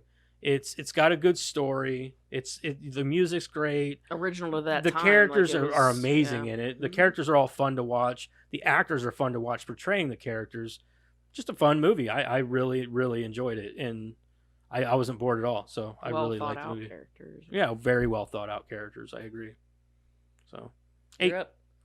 So, I mean, I enjoy the comedy relief in it. I really wish that they would have used Arlie Ermy a little bit more. I forgot. I forgot to mention him, but yeah, I love seeing him in this movie. Yeah, I really wish they would have given him a little bit more. I wish he wouldn't have died so easy either. Gave him a little bit more of a fighting part, you know. That splitting head ink he got there. Yeah, that was just uncalled Sorry. for. Uncalled for. I liked how he just like beat the shit out of it. I did like that he left the guns behind though. Yeah, he left the guns for him to use. Yeah. He fucking got in that boxing uniform and beat the shit out of it. Ding ding. It was pretty funny. But I enjoyed the comedy relief in the movie. CGI was a con. I wish they would have done a little bit more. That was some pretty good CGI though with him though, like Yeah. the transfer, like whenever he would when he stepped forward, The transitions, and he was back into his uniform. That was cool. It was the Grim Reaper CGI that I did not like. I have to agree with That's you. really what it was. Like all the ghost stuff looked fine. Yeah. I didn't mind Great. the ghosts at all. Yeah. Like I think they all look great. I mean, hell, they could have used just practical, a practical effect with the Grim Reaper instead of trying to do CGI. Well, I'm with Joseph. I think that they went with the CG so that he could fly through the town, and He could still do that. with practical effects instead of. I don't think it, but they wouldn't have been able to get those long shots like they wanted. Yeah. Those, you But know what I they mean? could have Like, made those CGI like they did with some, like the girl falling. Yeah, but you can tell the difference. Yeah. When people go from practical to CGI, Mhm. it looks bad. Yeah, that's whenever it's too noticeable. Yeah. Yeah. It's better to be consistent and keep the same thing. Mm-hmm. Because Gremlins is a good example of that. You've got the puppets all through the movie. All through the movie you've got the puppets. And then there's that one scene in the movie where they're all coming up that road. And it's all stop motion. And it's all stop motion and you can tell the difference. And it looks bad compared to the puppets. It does look bad, but I still loved it. Well, yeah, I mean, because I love stop motion though. Well, yeah, It's called Gremlins, not people, Karen. I was talking about the Gremlins. It's just a joke, dude. I don't understand. Calm down, Karen. I don't understand the fucking joke, okay? Don't yell, I'm traumatized. You are? Yeah. Oh. Go on. Yeah, both of you should be puking right now. So yeah, the con was CGI for me. I wish Judge. I wish he would have had more parts into it too. The dog ran away with my face. I think that a lot of it, like I think that how quickly they dispatched the ghost in the movie really disappointed me, especially the judge. But really, judge they didn't though. Like, yeah, the judge went away pretty quickly. He went away, and then you never saw him again, which disappointed me. Yeah, but like they really didn't go away that quickly. Like the last Cyrus and Well, I'm saying like how quickly they were just gone. Yeah. Death for the dead. Yeah, like the two main ghosts that actually had a chance to fight him off. They got killed real quick. They did their best.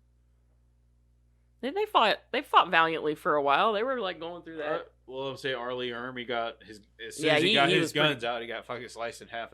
That's because he was paying too much damn attention to Michael J. Fox and not enough attention to the guy that needed the attention. Yeah. So I don't know why. I don't know what his hard-on was for Michael J. Fox, but Because he could see the ghosts and he didn't. Because he like used that. the ghost to con people out of money and. Yeah, but I'm just saying, like, maybe he should have listened a little bit. Like, hey, behind you. No. Oh, Why no. would you listen to a con man? Anyway, what's your guess. The score? boy who cried wolf. I mean, seriously. Well, he was right once. Once. What? Yeah. Once too late. Anyways. Yeah, I was gonna say, what's your score? Or Well, we're just going into. Other oh, you things, guys so are just I'm like, yeah, kinda- once too late. Yeah, okay, whatever. And I'm like, oh, okay, like, Fuck it, I ain't giving a score. I ain't giving a fucking score. 0, You done bitch. fucked up. I'm fucked up, I AA don't Ron. have a 0. I have an NA. No answer. No, not applicable. Oh. But no answer works too. So I'm going to come in at probably a 7 for this movie. For myself, yeah. 7. A 7. Okay. Solid 7. So we're at a 7. That makes us a 7. That sounds I about called right, it. probably I for called this it. movie. Probably sounds about right. I called it. I I called it. fucking You want called a point? Yeah. We should We should Tally what? marker. We should tally. We should. The beginning of next year, we need a tally mark, and then by the end of the year, we need to see who won. Rotten Tomatoes, I'm going to say 63. For the critics, Yeah, for grade 63. 74.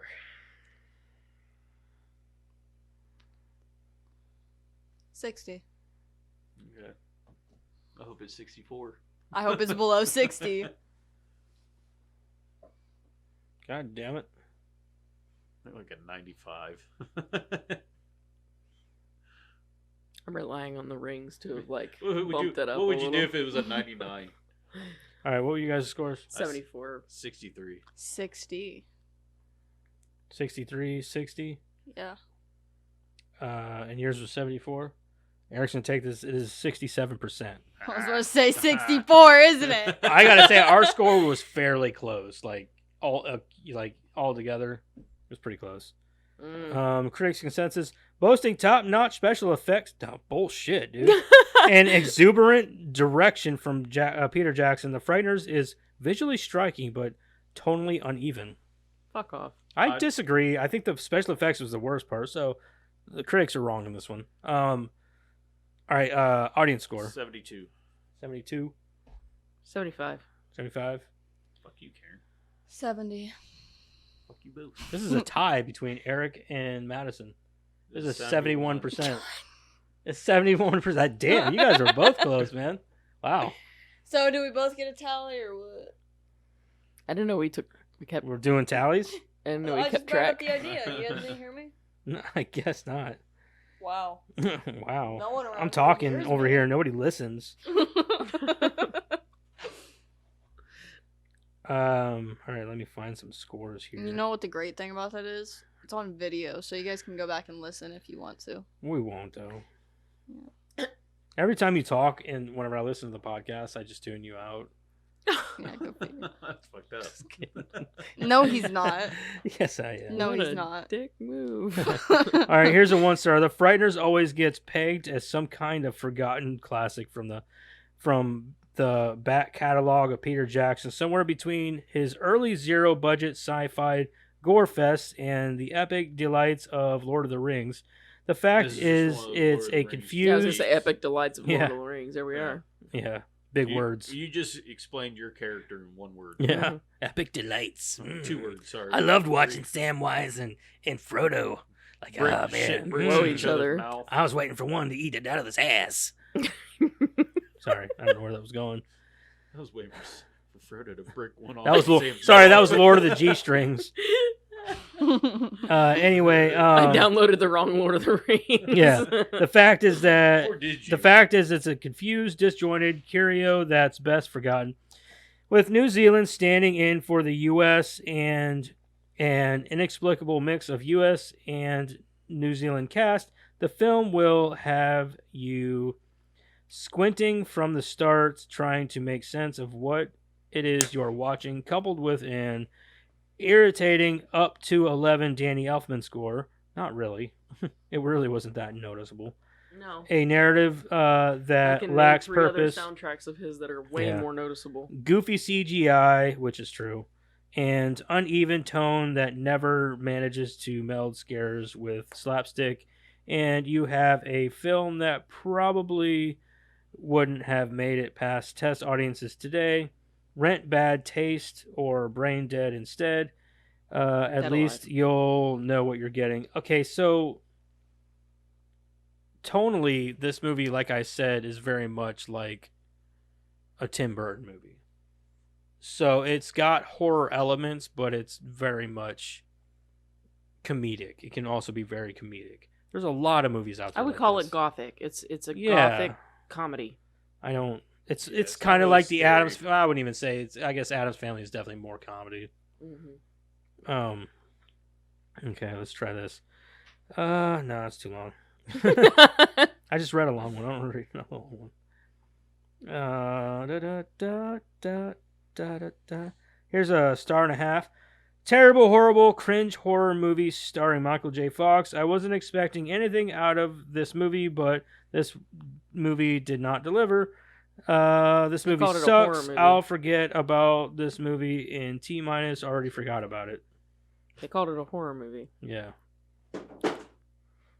There's a ghost. Or Eric kicked What the it. shit, Eric?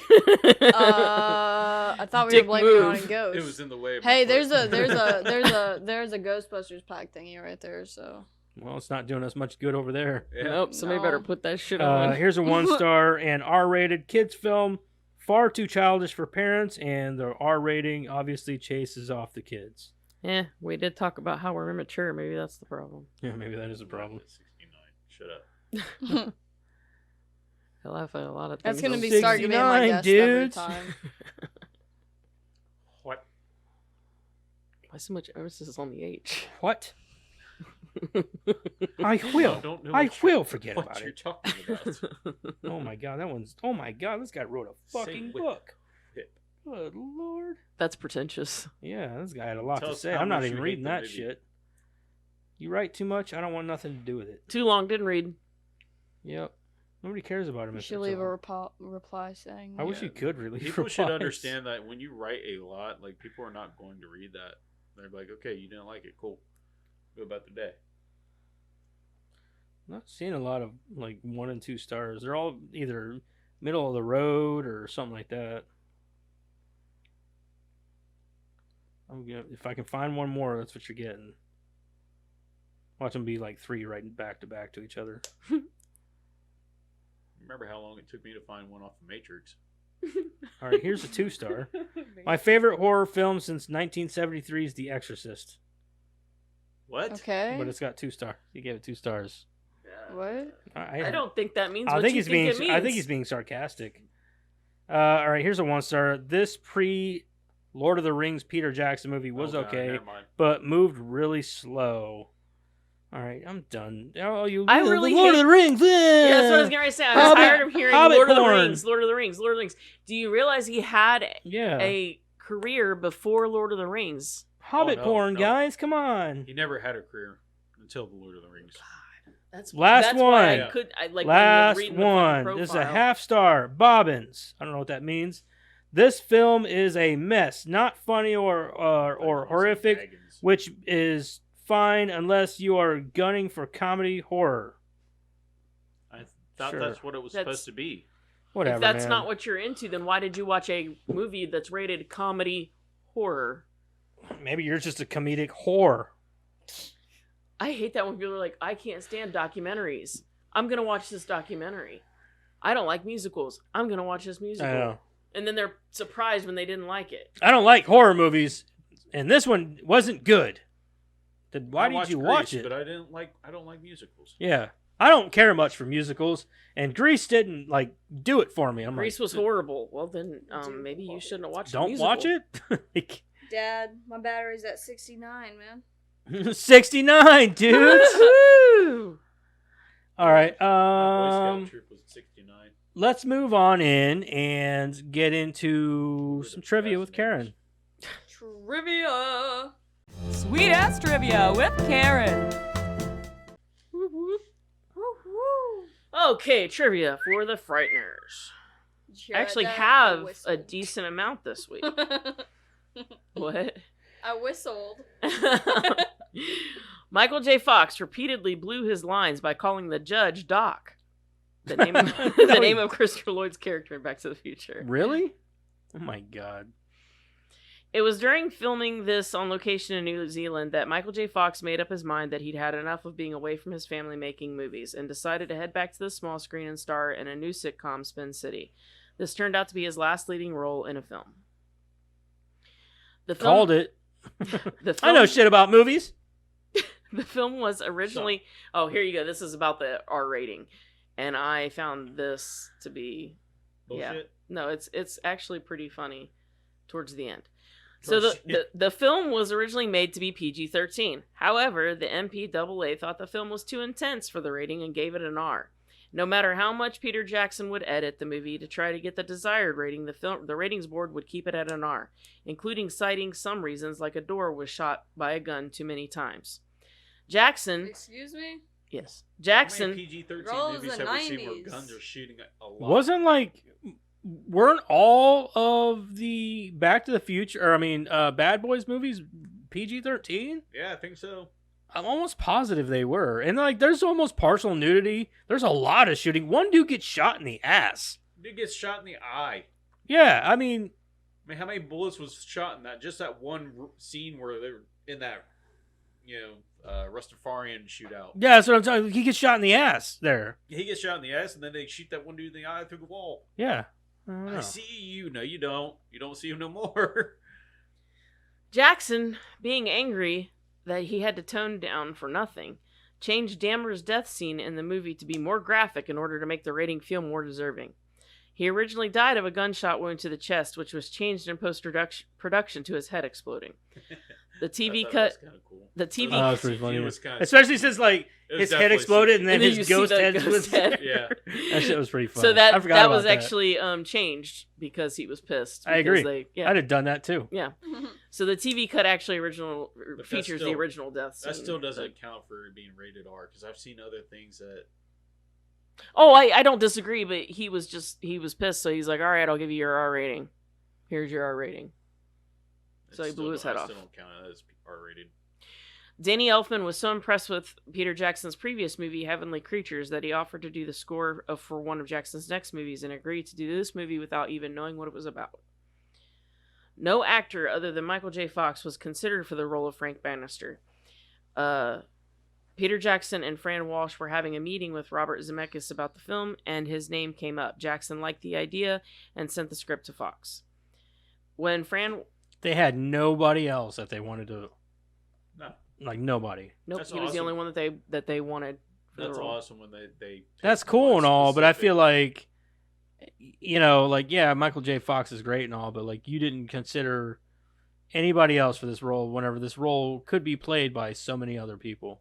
Can you imagine if Wesley Snipes did it? That'd been terrible. Motherfucker. That'd be Samuel L. Jackson there. What if they got Yeah. Arnold Schwarzenegger to play it? You gotta stop saying his last name. You really gotta stop saying his last name. Why? Because you're not good at it. It sounds almost racist. I said Schwarzenegger.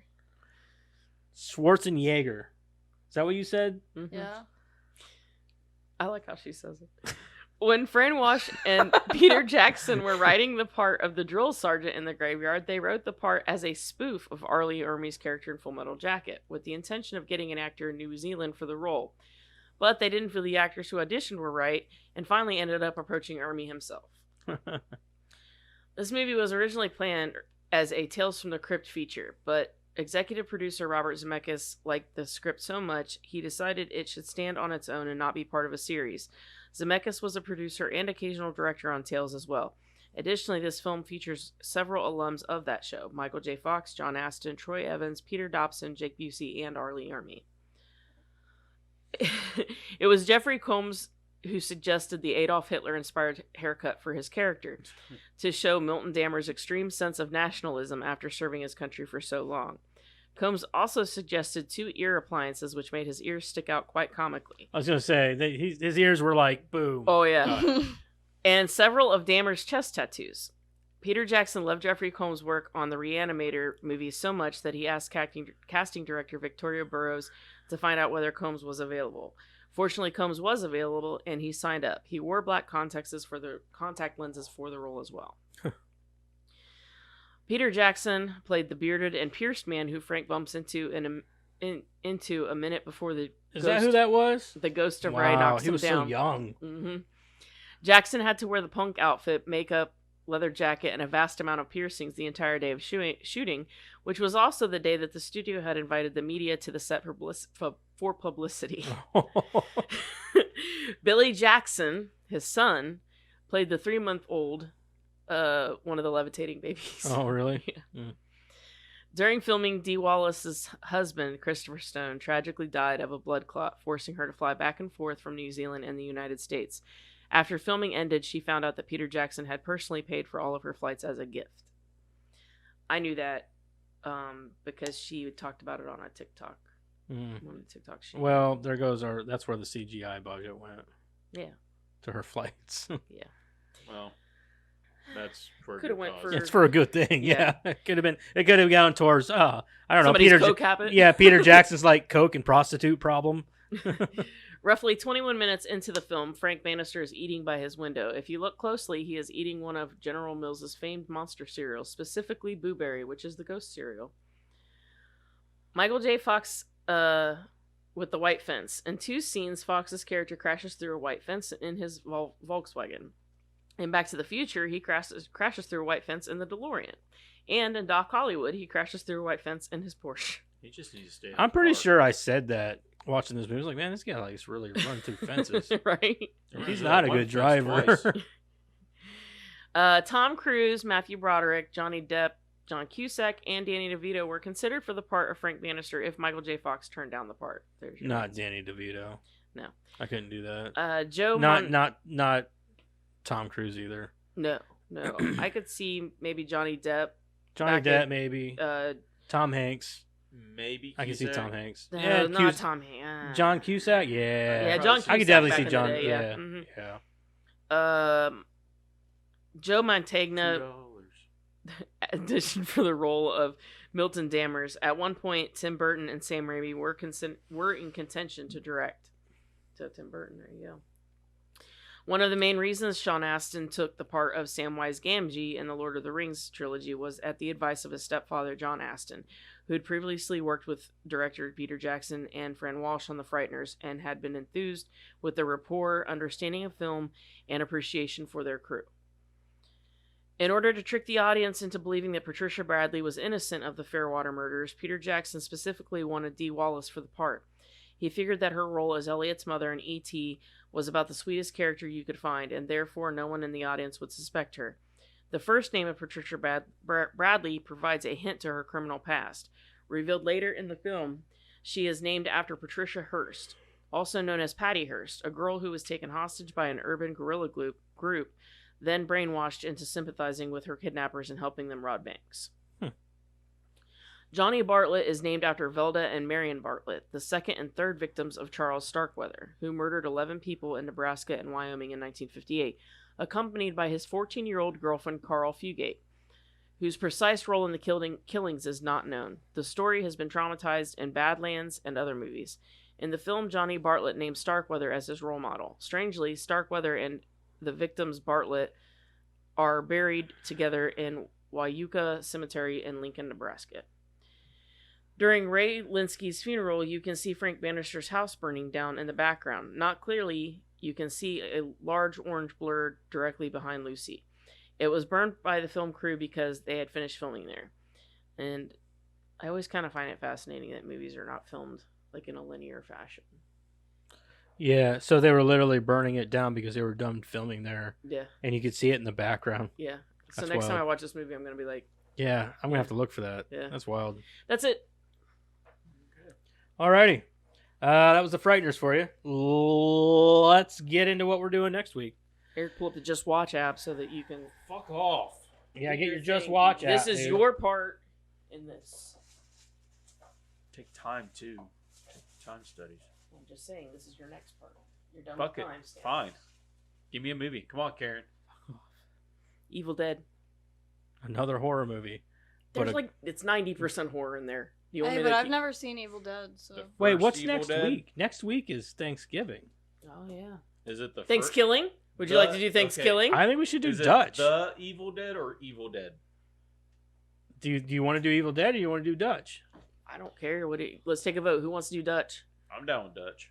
I love Dutch. Raise I your hands. just watched it like a month ago because I found out it was on Max and I got excited. Okay, I'm I putting don't, Dutch. I don't know what that is. I don't want to watch it. I want to watch Evil Dead.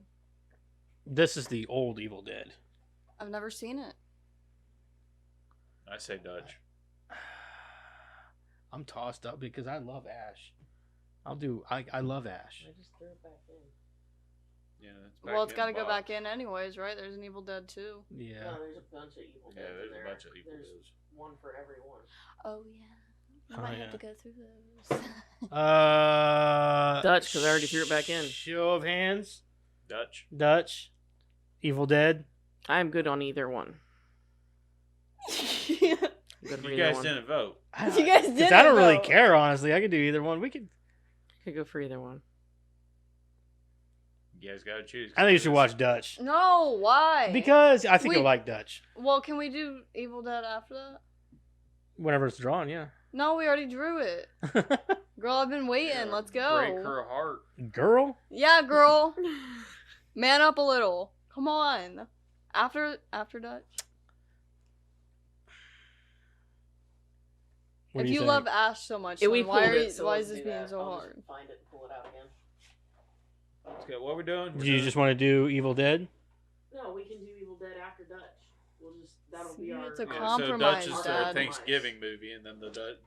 You're the one who taught me what compromise Evil Dead meant. or Evil Dead. It's called Evil Dead. Now, the very first one, the 1981, is the Evil Dead. Is it the Evil Dead? The Evil Dead. So that's why Karen's digging for it. Like, I am. it's in this motherfucker. I threw it back in there like a fucking idiot. I thought we had our mind made up. Sorry. I make Anyway, things we're gonna do difficult Dutch sometimes. next week. that's and, on Max. And it's on what Dutch is? Yeah.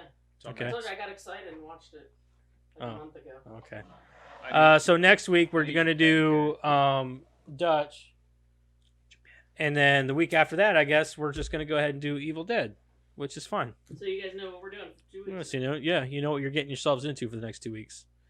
So we're like well planned, I guess. Anyway, till next week, Karen's gonna keep looking for this because it's in there. It's in there. We know it's in there. It's definitely We've in seen her there. throw it back in there. Did we write it more than once? Mhm. I wrote these motherfuckers. I know what's in here. She just don't know where they are. Mhm. Anyway, till next week. Bye. Okay, bye. Bye. Bye. Bye. Oh, wait. Don't forget about the stuff down here that you Yeah. see. I forgot all about that. We should Yeah, that Checking stuff. that Do stuff. that. Do that stuff. that stuff. Anyway, till next week.